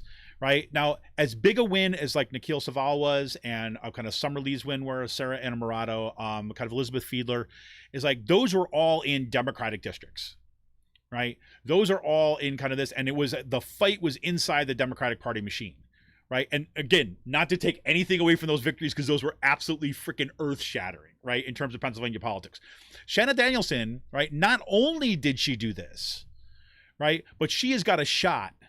Right, to oust a Republican. A really conservative Republican that no one likes. Right. And this is really, really unique. And I want to kind of underscore this point. It's like if Shanna Danielson is like so important for so many reasons. One is that she's just, I mean, she's like a music teacher, right? Just in terms of like background, right?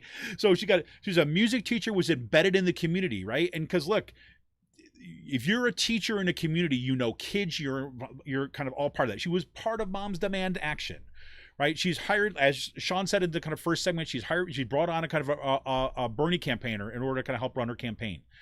And her seat and the person who was the field director in Iowa. Yeah. For Bernie's I mean, but also, I mean, this is also the benefit of having Smucker Yes. and yes, Becca yes, yes. Rass.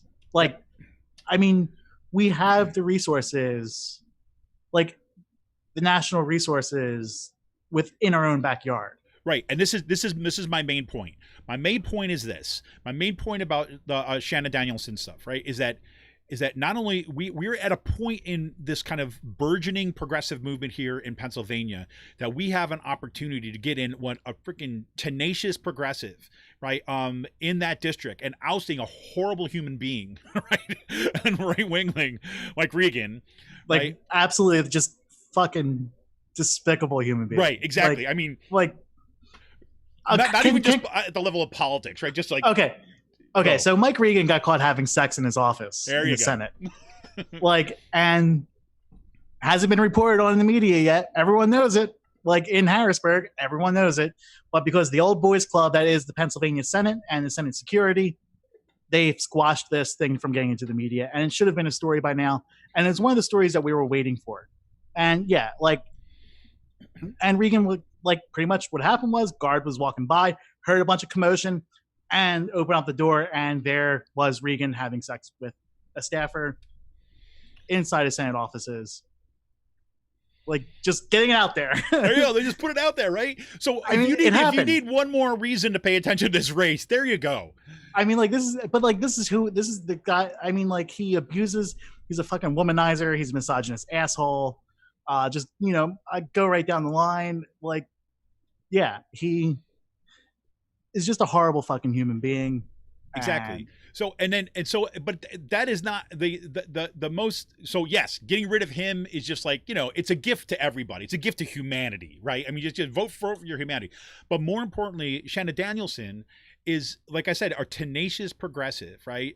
And she has built things, right, in that district, and she's a perfect example of what it means to say, okay, you don't win the first time, you come back and you run again. She ran in a seat that, like, a Democrat, like, literally never ran in. Exactly. And got 40% of the vote. I mean, it's unbelievable.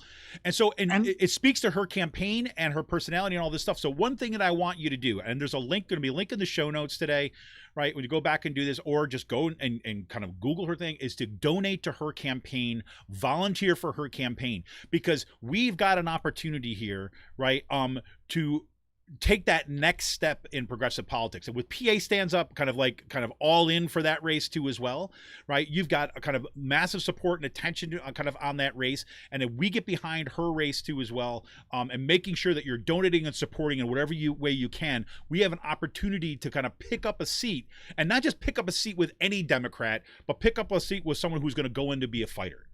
I mean, like, I'm privy to some of the phone calls that are happening with, like, the national, like, the statewide progressive table. Yeah, this is going to be exciting. Elections coming up. I mean, like, we really have to pick up the House, make a really large dent in the House seat. The House. I mean, like, Democrats need 9 seats. They needed, like, last year in 2018, they're only hoping for like 5 pick up, and they picked up like a lot, like 11. I don't know, like, if they're playing conservative again. They have a new person running HDCC. So HDCC this year is ran by someone who's very competent, a lot more competent. Yeah, very competent person, Dina Gleason, who has, like, a lot of people, even from even last summer, the HDCC program, when she was getting it up and running with the Young Dems, they were talking about how well versed she was, and a breath of fresh air with this campaign and what she's doing.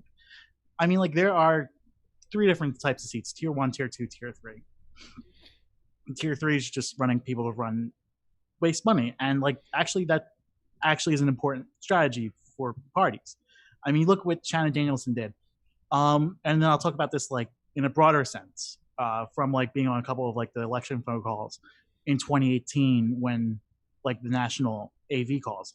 So Shanna started the Northern New York Democratic Club. Like, there was never been a Democratic club in Northern New York County. She started that. It's now I think they got close to like 50 to 100 members. I wouldn't be like, but you're starting these Democratic clubs. She ran against Dawn Kiefer, a seat she was never going to win, but you still brought out 40% of the vote. And, like, doing that, running candidates in seats that they have no shot at winning, it brings out at least an extra 500 to 1,000 votes for your top of the ticket. Like that is something that America Votes was gearing in on in 2018. So like that was like their strategy. Get as many people running in these down ballots because it pumps up the numbers in your districts and brings more votes to your candidate. Like seats you're not going to win. You know, also a thing that's going on, the congressional campaign, Eugene DePasquale. It's going to be one of the most targeted seats in the country. Now, like you just don't dump your money in the Eugene's race. You dump your money in Eugene's race, then there's going to be a list of House seats that you would want to target, right? There's also a list of Senate seats. Now, in this district, there are 2 Senate seats up: Mike Regan and John DeSanto. So, like that money from Eugene's stuff, from the national groups, is going to be trickling down into those Senate races, and then into those House races. There's like 3 or 4 competitive House races. Brittany Rodas is running. Patty Smith is running against Sue Helm. You have Nicole Miller running against Greg Rothman. Tara Shakespeare running against Delosier. Like we need to pick up at least 1 or 2 of those seats in order to like flip the House, and we need to pick up both those Senate seats to like flip the Senate. But like, it's going to be interesting out here in central Pennsylvania. Thank God the fucking machine people out here aren't involved with these campaigns for the most part. You don't have a chance to mess it up. Yeah, so they don't have a chance to mess it up. Brad Kaplinski, for anyone who's talking. Yeah. Brad. Brad doesn't listen to the podcast, so. And if he does, I don't care. Yeah, I think, but no, like, so Frank, yeah, like, but you don't have people like in central Pennsylvania right now. You don't have machine Democrats running shit and losing, like, and they haven't won a race in like 20 years. So yeah, we're having like a bunch of like progressive young people coming in and running shit out here, which is a breath of fresh air to see in central PA. So, but no, I mean, it's going to be fun. And one of the things I'm looking forward to, like, I'm looking forward to the Republicans just attacking PA Stands Up, because you know it's coming with all the victory. But you know it's coming with all the victories they had, the primary victories. Yep. With Nikhil Saval, and like we're loud and proud about it. We're not going to hide the fact that we elected a socialist, and we're electing like other Democrats across the area, and electing left Democrats. Like it's fun watching the Republicans, like the guy who run the fucking hack who was Arlen Specter's campaign manager is out here, and John Nichols is his name or whatever, and he said something about like how leftward the Democratic Party shifting the electorate, the primary electorate, and I'm like, yep. And I said I was a proud Sestak voter in 2010. Like pretty much like that's all I said to him. Fuck you. Well, I think after that primary night, we was watching the results come in, and then I think this is actually direct audio from him.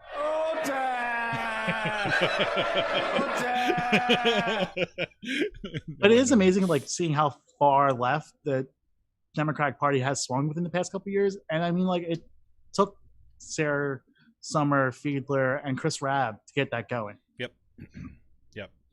I mean, like, yeah, and like, yeah, I mean, like, what, we have 5 progressive victories in the primaries, and then you got to think about it, like, how many seats got replaced? Democrats retiring are going to get replaced with Democrats who are further to the left. Manny Guzman, Jessica Benham, like, yeah, like we're only going to get like the more Democrats that come in this year are going to be far more progressive than what the leadership is of the party. Exactly. Because like even the folks that are kind of more towards the center, they're still moving to the left, right? So the center itself is moving to the left in addition to the left edge, right? So that's, I mean. And it's also like Katie Muth is going to get more powerful. Just about to say almost those exact words. It's like, you know, because Katie Muth, I mean, like Katie Muth has already carved out a huge space in amazing ways. And she is, and people don't like her because she works, and that's a space where work doesn't get done. There you go. But no, I mean, like you think about it, like she had a caucus of like 7 or 8 senators. Amanda Capoletti, she's gonna be joining the caucus. Like Dale Leach, like that's bye. Yeah, you plucked off. But you think about it, like obviously I don't see Katie Muth running for majority leader or Senate Appropriations Chair once the new session begins, but like she's going to she has enough votes in the caucus now where she can influence who's going to be like in leadership positions. Yep.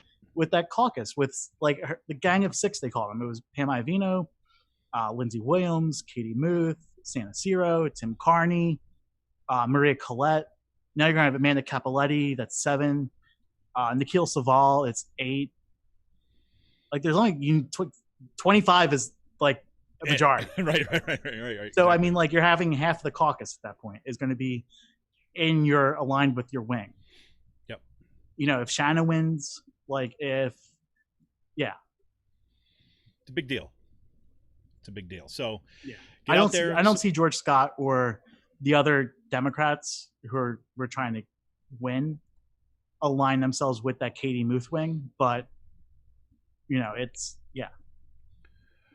Well, definitely. So definitely, I want you.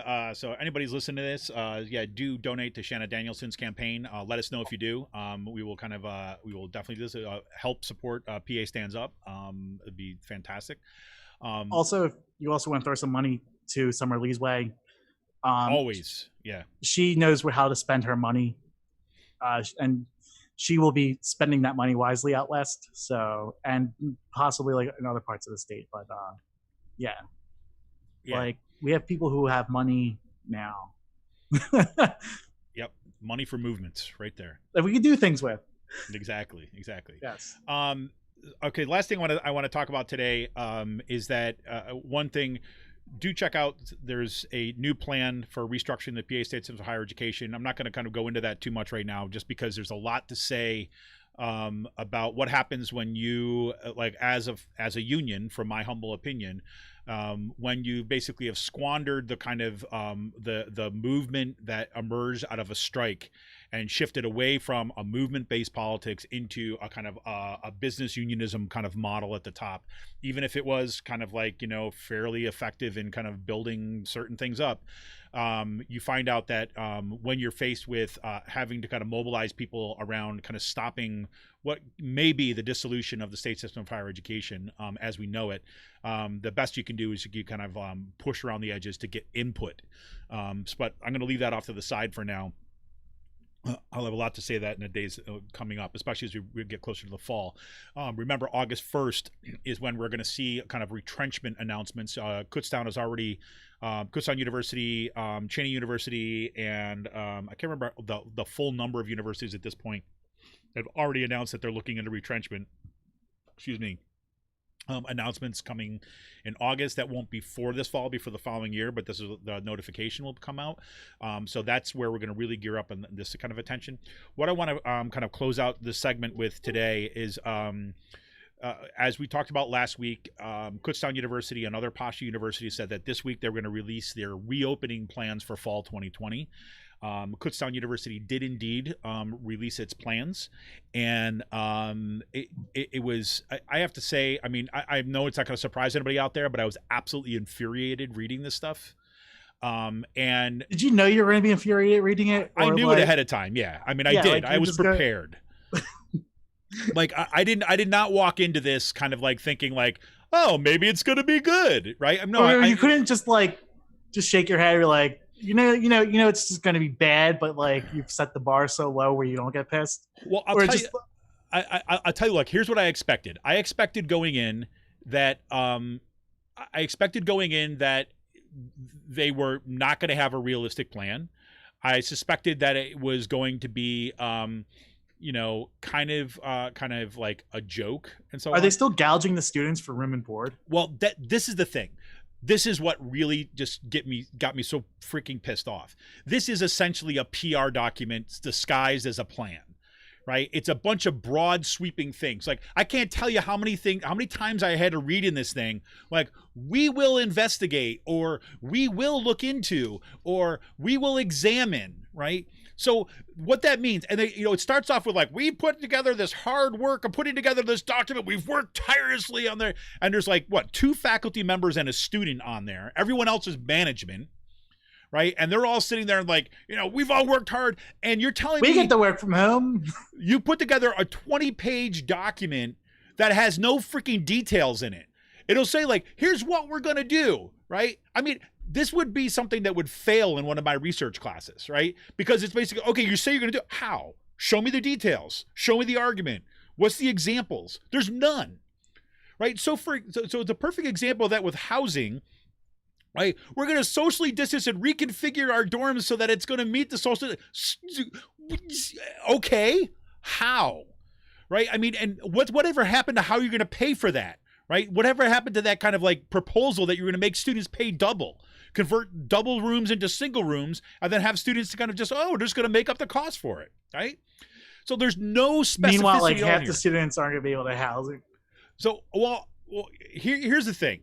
We're just going for herd immunity at this point, dude. Like this is it. Okay, I want to read the opening paragraph to their guidelines for residence halls. Okay, so here it is. Returning students to on-campus housing is among the most important goals, and it also presents one of the greatest challenges to a healthy and safe residential experience. An experience. Resident life will utilize, are you ready for this? I can't make this shit up. Resident life will utilize the residential building structure to promote supportive student pod areas. In other words, there's hallways already there with double doors that close off. So instead of calling that a wing, we're just going to call it a pod now. That is a pod, okay? So these are going to be pod areas. A pod area may be a wing or a floor of students or an area under the purview of the community assistants. Their, in quotes, KU family. Let me read that again. A pod area may be a wing or a floor of students or area under the purview of the community assistant, their KU family. And this is what it is. That pod area, under the purview of the community assistants, is responsible for each pod area member's emotional well-being, physical health, and social support. Most residence halls are physically designed by hallways and layouts to create such pods. That is like PR speak for like, we're doing nothing because we're not changing anything like layouts or anything like this. No, we might close off the common areas. We might do that.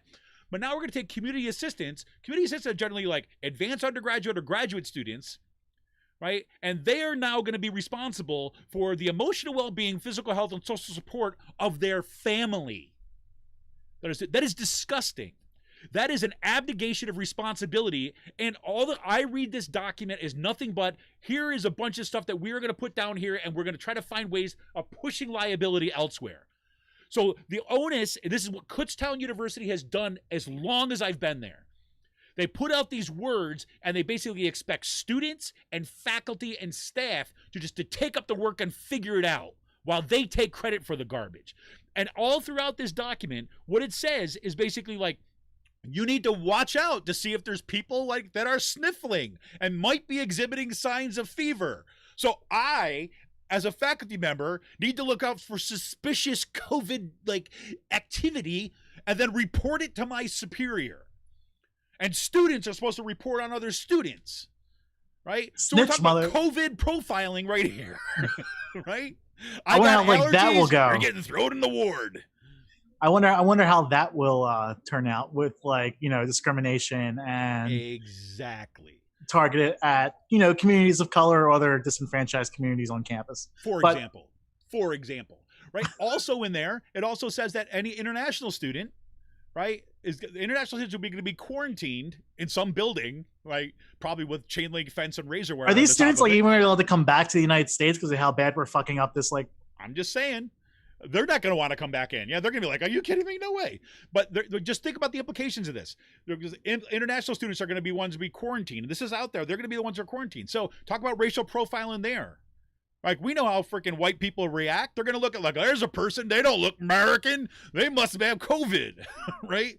That's going to happen. That's the house where the other people live. Right. So, hey, let's go fucking throw things at the at that dorm, like, you know what I mean, and go target. Yes, exactly. So we're supposed to be just on the lookout, right, for examples of COVID floating around, right? So let me give you an example. What about if you want to make sure, carriers? if you actually want to make sure that buildings are safe, what do?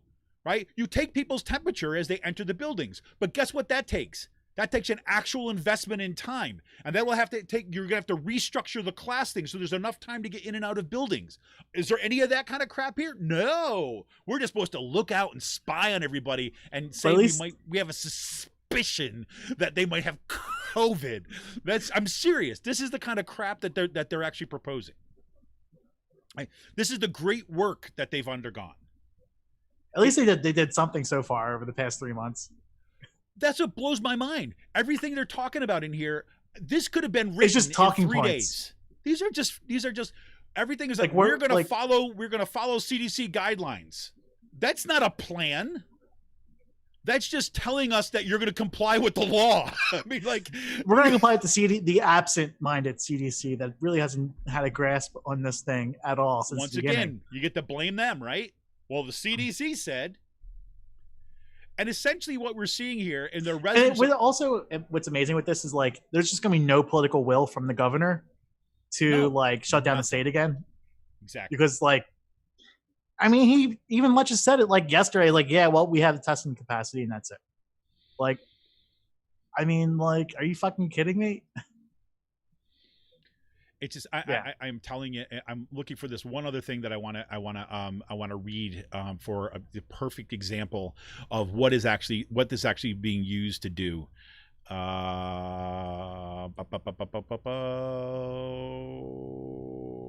God, I can't believe I'm missing this thing. I went right by it. I'll just talk it through until I find it. So basically, the second thing in here is that this is again classic example of the application of the shock doctrine as a way to accomplish other ends, right? So they are looking to basically want to have a higher than normal number of fully online courses in the schedule, right? And I'll just read through this thing. So alternative instruction pedagogies, including distance education, virtual instruction to student segments of the classroom with synchronous presentation. Basically what that means is one of the things that they want to do is say you have a class that meets 3 times a week. You have a third of the class meet on Monday, a third of the class meet on Wednesday, a third of the class meet on Friday, and everyone else is tuning in through Zoom, through the robot owls, which I was showing you and talking about last week, right? So there's that kind of stuff. Okay. And you're going to have learning management system shells will be used to house course content for all courses. In other words, faculty are going to put everything online, and now it will be owned by a for-profit corporation that the university contracts out to. Now we're going to do that. And then synchronous presentation platforms, including Looking Glass and Adobe and Google Hangouts and Zoom and D2L, all will be used, right? The thing that's key here is that what they say in the end is that they are going to be kind of use this kind of push towards online teaching, right, as a way to increase the use of online teaching, quote, even after the current COVID-19 crisis has abated. So this is where we're going, folks. This is the setup. The setup is okay, you have COVID-19. The chancellor has wanted to push things towards distance ed. When you move things into an online environment, necessarily what that means is that you're going to cut faculty members, you're going to increase class size, and you're going to kind of rely upon more contingent labor in order to make that stuff cost effective for the university. That's how this stuff works. So that's even built into this plan. And there's a number of things that I could go into here that I just frankly we just don't have time to go into this whole thing at this point. The last one I want to point to is it just gives you a sense of how they're coming at this. Is they say students that they're going to be returning to fall all need to kind of establish a safety plan for themselves, right? A safety plan. That's really important. So what do they do with that safety plan? They just keep it in their head. They don't give it to anybody. They don't tell anybody about it, right? They just have to come up with this. And they do this all the time. I'm going to read this section. All students will need to have a safety plan, in quotes. This is their quotes, right? A safety plan prior to arrival on campus to be activated in the event. I mean, let quarantine, isolation, or closures of campus residency halls become necessary. The next sentence. Students will be aware that they may be required to be relocated or sent home due to illness. The university will not require this plan to be submitted, but will expect the student to be prepared in case they come in contact or contract COVID-19 virus. Elements of the student's plan must include answers to the following questions. Where will the student go in the event they must leave campus? What transportation options does exist for them? Does the student have access to a vehicle? Do they have a registered vehicle on campus? Are they dependent on public transportation? How quickly can a student get to the designated location? Is emergency contact information provided? This is like all things. We will do nothing, right, to do this stuff. This is all on you, students. So come up with your escape plan. And we're not going to be held liable for any Exactly. lawsuits because they have another section here that says non-essential travel, which they don't. I mean, again, part of it is what the university funding for kind of travel related thing, but it's another way to say non-essential travel. You should avoid that. So if you know, as a student I was talking to recently, basically says, "Oh, I went to Giant to pick up a bag of Cheetos. Now I got COVID-19." The university can say, "You shouldn't have gone there. That was non-essential travel. We told you it wasn't in your plan." Right? I mean, it goes on and on and on and on. The biggest thing here, the lesson is, and ESU, I guess all the campuses have released their plans, and they're all very similar. They're all general, broad PR documents that are designed not to help and guide what was going on. No serious material commitments that are going on, or no idea at all about how this is going to happen. In food services, for example, they basically are leaving it up to Aramark at Kutztown, because that's our food service provider, the contract out to. They're saying Aramark will develop a task force and figure out how to deal with food safety. Yeah. You know that Aramark, the one that treats its workers so great and has such a great safety and food record? That guy, those guys. We're going to contract the whole thing out to them. So, oh, you get sick because we have improper food like distribution systems? Oh, blame Aramark. This is bad. So we'll see, but they say we're fully expected to get back to face-to-face teaching in the fall. So there we have it. So you're going to hear a lot more about this. I do want to give a notice out. You might have seen this out. Healthy Campus Bill of Rights, an organization that I've been working with on Kutztown University's campus. We were having a town hall on Monday. We had a meeting yesterday, and actually I've heard back from a number of people that would want to come to this town hall to respond to what this document is, but are not able to make it on Monday. So we made a decision to postpone that. I believe to that following Monday. I'll have to look at the details again. So look for that announcement. So we're going to be moving to the following Monday or following week or something like this, to make sure that we can accommodate kind of more people at that meeting. And the whole purpose of this is actually look at this. Okay, here's what they're saying. What are your reactions and responses? And then what do we do? All right, so we working meeting. So that's my little kind of joy for the end of the week, is that I've got to kind of deal with this crap now and start thinking about where we go for the fall. Gotta love that, Sean. Don't you wish you were still at Kutztown? Yeah. Best years of my life. Yes. Welcome. We can welcome you back to the Petri dish anytime you want, right? No, I'm good. You got COVID-19 or you got black mold. You choose. Like, one of the things that's like amazing about this, it's just like I was just thinking, like living in the dorms, like the norovirus. When one person gets a norovirus, stomach flu, it's like the whole entire fucking dorm gets it. Yep. I mean, this is exactly what's going to happen here. Yep. I mean, this is just going to rip right through the dorms. Well, think about it. It says we may post. Think about this. I mean, think about this practically. Just practically, it says we may post signs, for example, outside of like bathrooms and stuff, limiting occupancy. That's your plan. You're going to post a sign saying no more than 5 people at a time. You think about just practically speaking. You get up in the morning. You were out the night before at the bars, right? And you got to get. Oh my God, you're up late for class, and you got to get to class. You got to get to the shower, and there's already 17 people in the bathroom. You're gonna go anyways. It's amazing to me how, like, we haven't even like got through the first wave yet. Like, I mean, like, are people like not just like watching what's been going on across the country? Like, I feel like we're just like we've just said, yep, no, you know what, no, fuck it, we're just gonna just deal with this. Like, you know what I mean? Like, it's like that just seems like what the plan is just fuck it. Like, you know what I mean? It's just crazy. We're just gonna, now like, look. I want to say that this is, and this will be the last thing I'll say about this, is that what is infuriating about this plan more than anything else, this PR document that they've released, is their refusal to have open and honest and transparent discussion about decision-making processes. That's what pisses me off more than anything else. Because look, if things are going to open in the fall and people are like behind an opening and people are willing to come back, right? You need real specific stuff to make it safe. right? Not general platitudes about what you will be doing. And to say that they've been having this task force that have been meeting for months or whatever, working tirelessly to produce this document, you think they would come up with specifics on there. But my guess is that the reason why they're doing this is because this is not for the consumption of people like me who have to freaking go to work there, and students who have to go to school there, and staff members who are going to have to clean that place. The document is not for us. The document is for the freaking news media, right? And to convince their parents that, hey, it's okay to send your kid here and your tuition dollars. That is not the way we protect people, keep people safe, and ensure that we have a positive way going forward. That is not a science-based thing. This is the PR nonsense. So we're going to bring it to you. Kutztown and PASSHE, it's coming. All right. All right. Anything else you got going on here? Yeah, Sean's getting the sign. All right, got to go.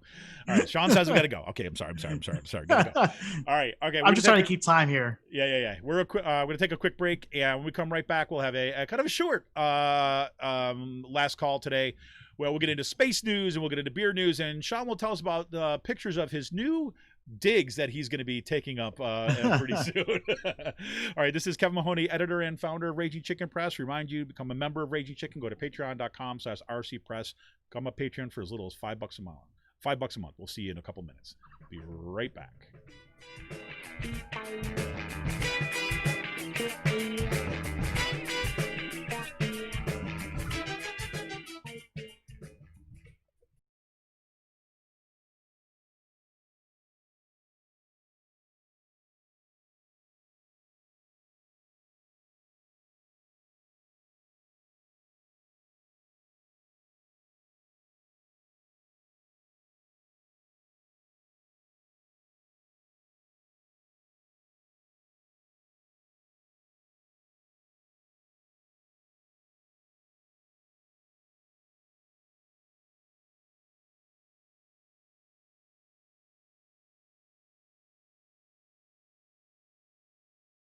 One.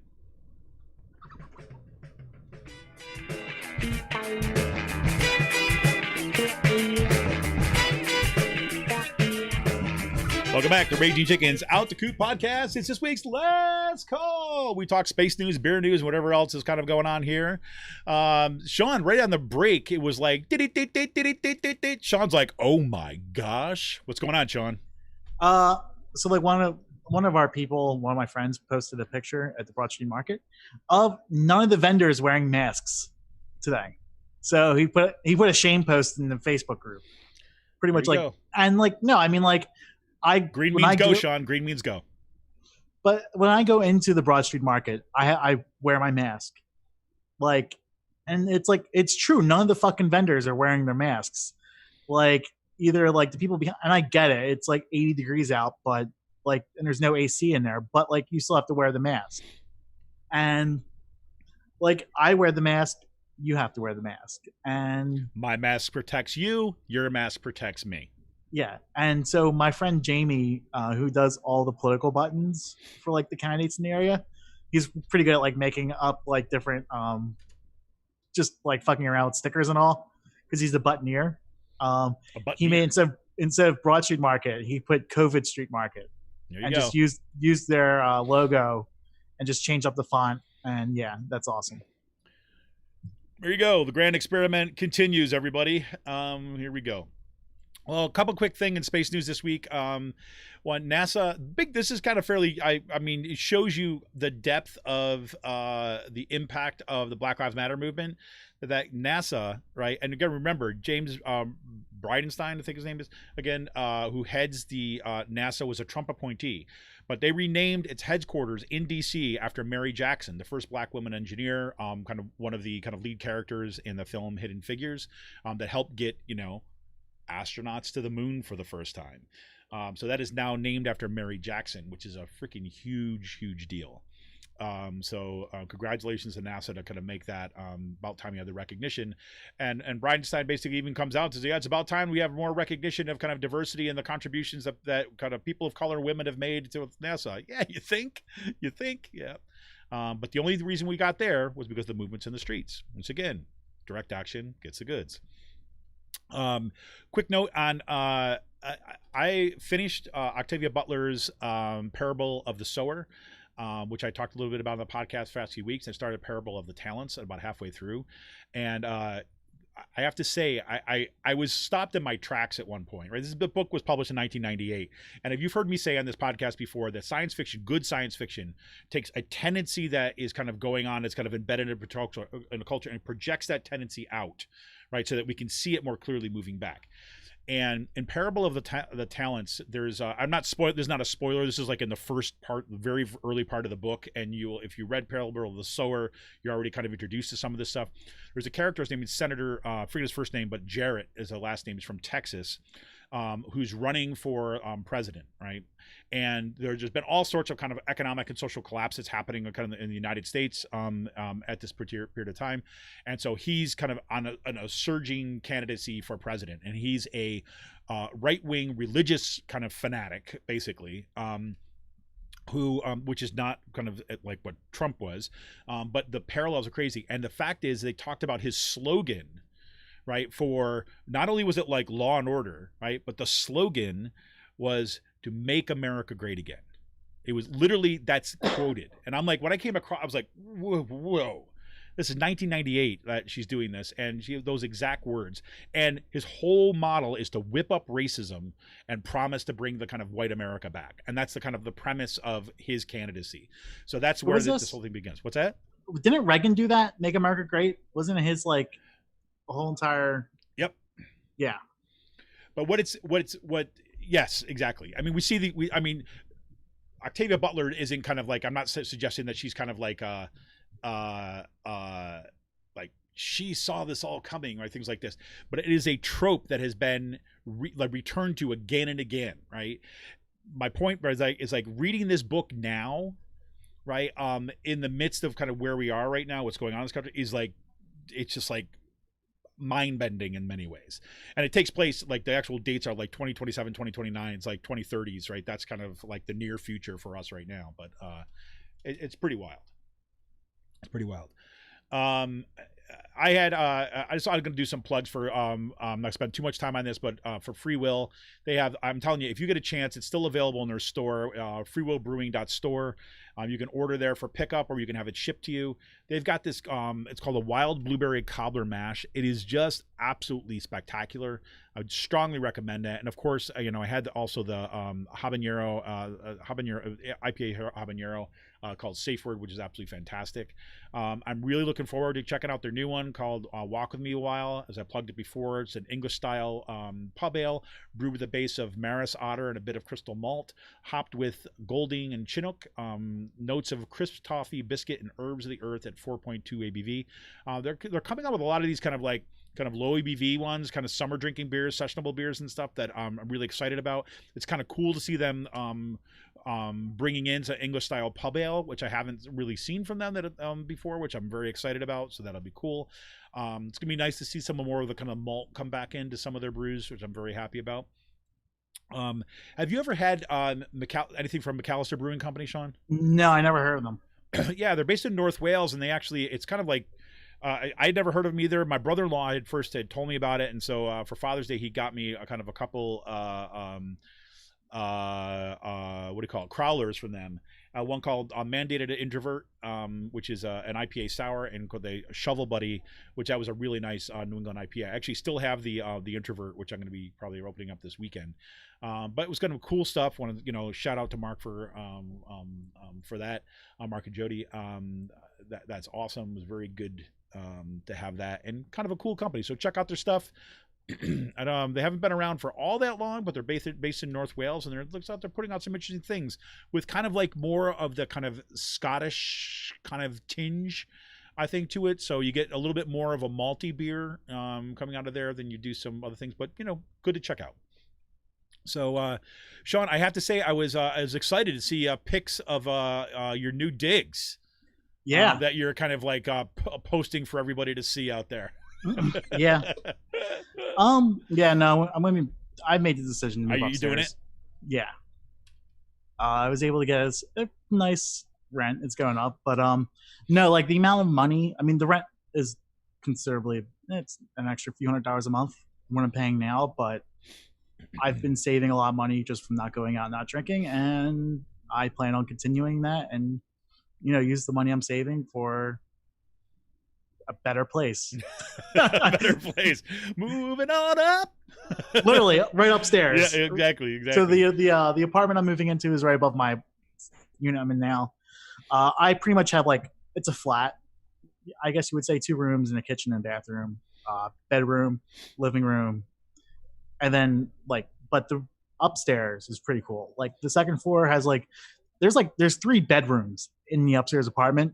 One is made into the office space, which is great with that built-in desk. I really like that. I mean, you've been talking about it, and I was like, actually, it's nice because you got a window right there too as well. Yeah, so I can get rid of this corner desk that I have. I can actually get a small dining room table to sit at, which is great. And then I looking to do other I'm trying to map everything out how I want to look, but no, that office space is great. And also you have enough room in that office space also to start your yoga studio too, right? I mean, yeah. Well, I was thinking about having that to be the middle room. There's more flow in the space. Well, I don't know. I mean, it can be in that room just because I'm going to put the couch in that center room. I just don't know how I'm going to incorporate anything. I don't even know if I want to get a TV yet.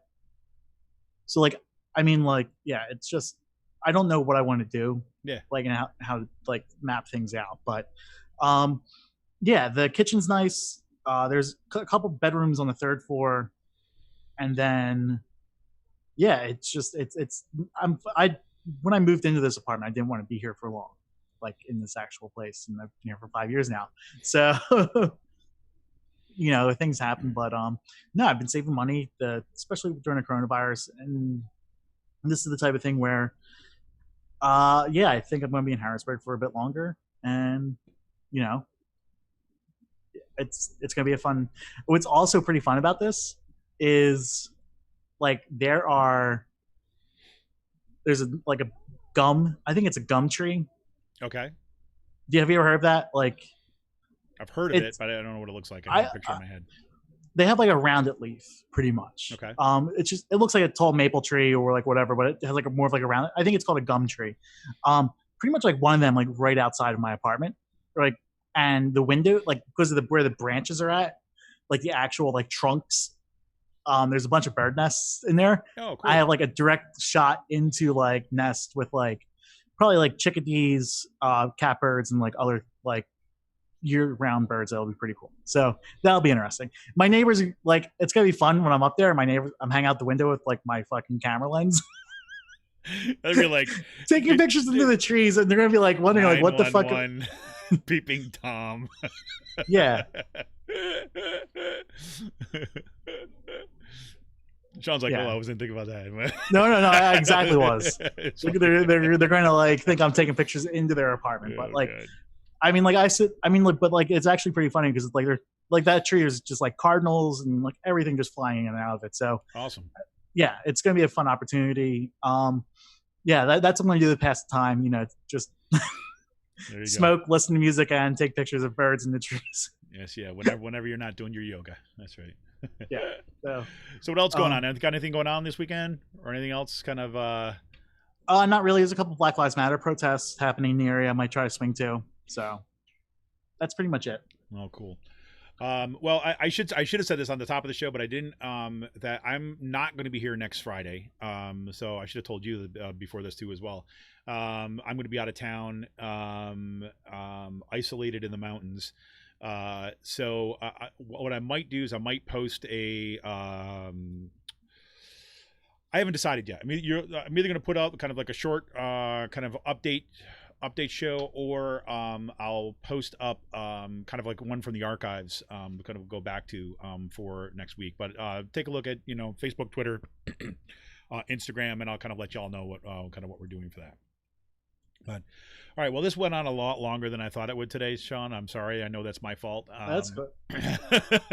But I mean, there's been a lot of really, really interesting stuff going on this week, and some devastating stuff, and some things that are kind of, designed, I think, in some kind of larger way to keep our eyes on the prize. So it's good. All right, man. Well, anything else for the good of the order? No, nothing too much. All right, man. Well, hey. This is Kevin Mahoney, editor and founder of Raging Chicken Press. Want to kind of give a shout out to Brian and Christopher and Nancy, who are kind of active in our comment section on our YouTube channel, and remind everybody who's listening to this in the podcast that you can listen to or actually watch us stream live on YouTube. We're going to try to do right around the 10:30. Right around the 10:30 mark on Fridays, so that you have it as a kind of a regular tune in instead of what we're doing with the podcast when we're just recording. We just kind of dependent on the day, so we'll kind of keep it in that range, so for future. So thanks for everybody tuning in, for watching this, and for the commentary. It's been fantastic. I want to thank everybody who's listening who has been a patron of us, and remind you to become a patron if you're not already by going to patreon.com/rcpress. Really, the support that has come from people right from the beginning of this project, right before we ever had a podcast or anything like this, that were supporting us from the get-go with Raging Chicken Press. I want to thank you tremendously. So we're looking to kind of ramp this up even more as we move forward. All right, this is Kevin Mahoney, editor and founder of Raging Chicken Press. Thank you all once again for tuning in. We will talk to you in some form next week, and then we'll be back to really hit strong later on. See ya!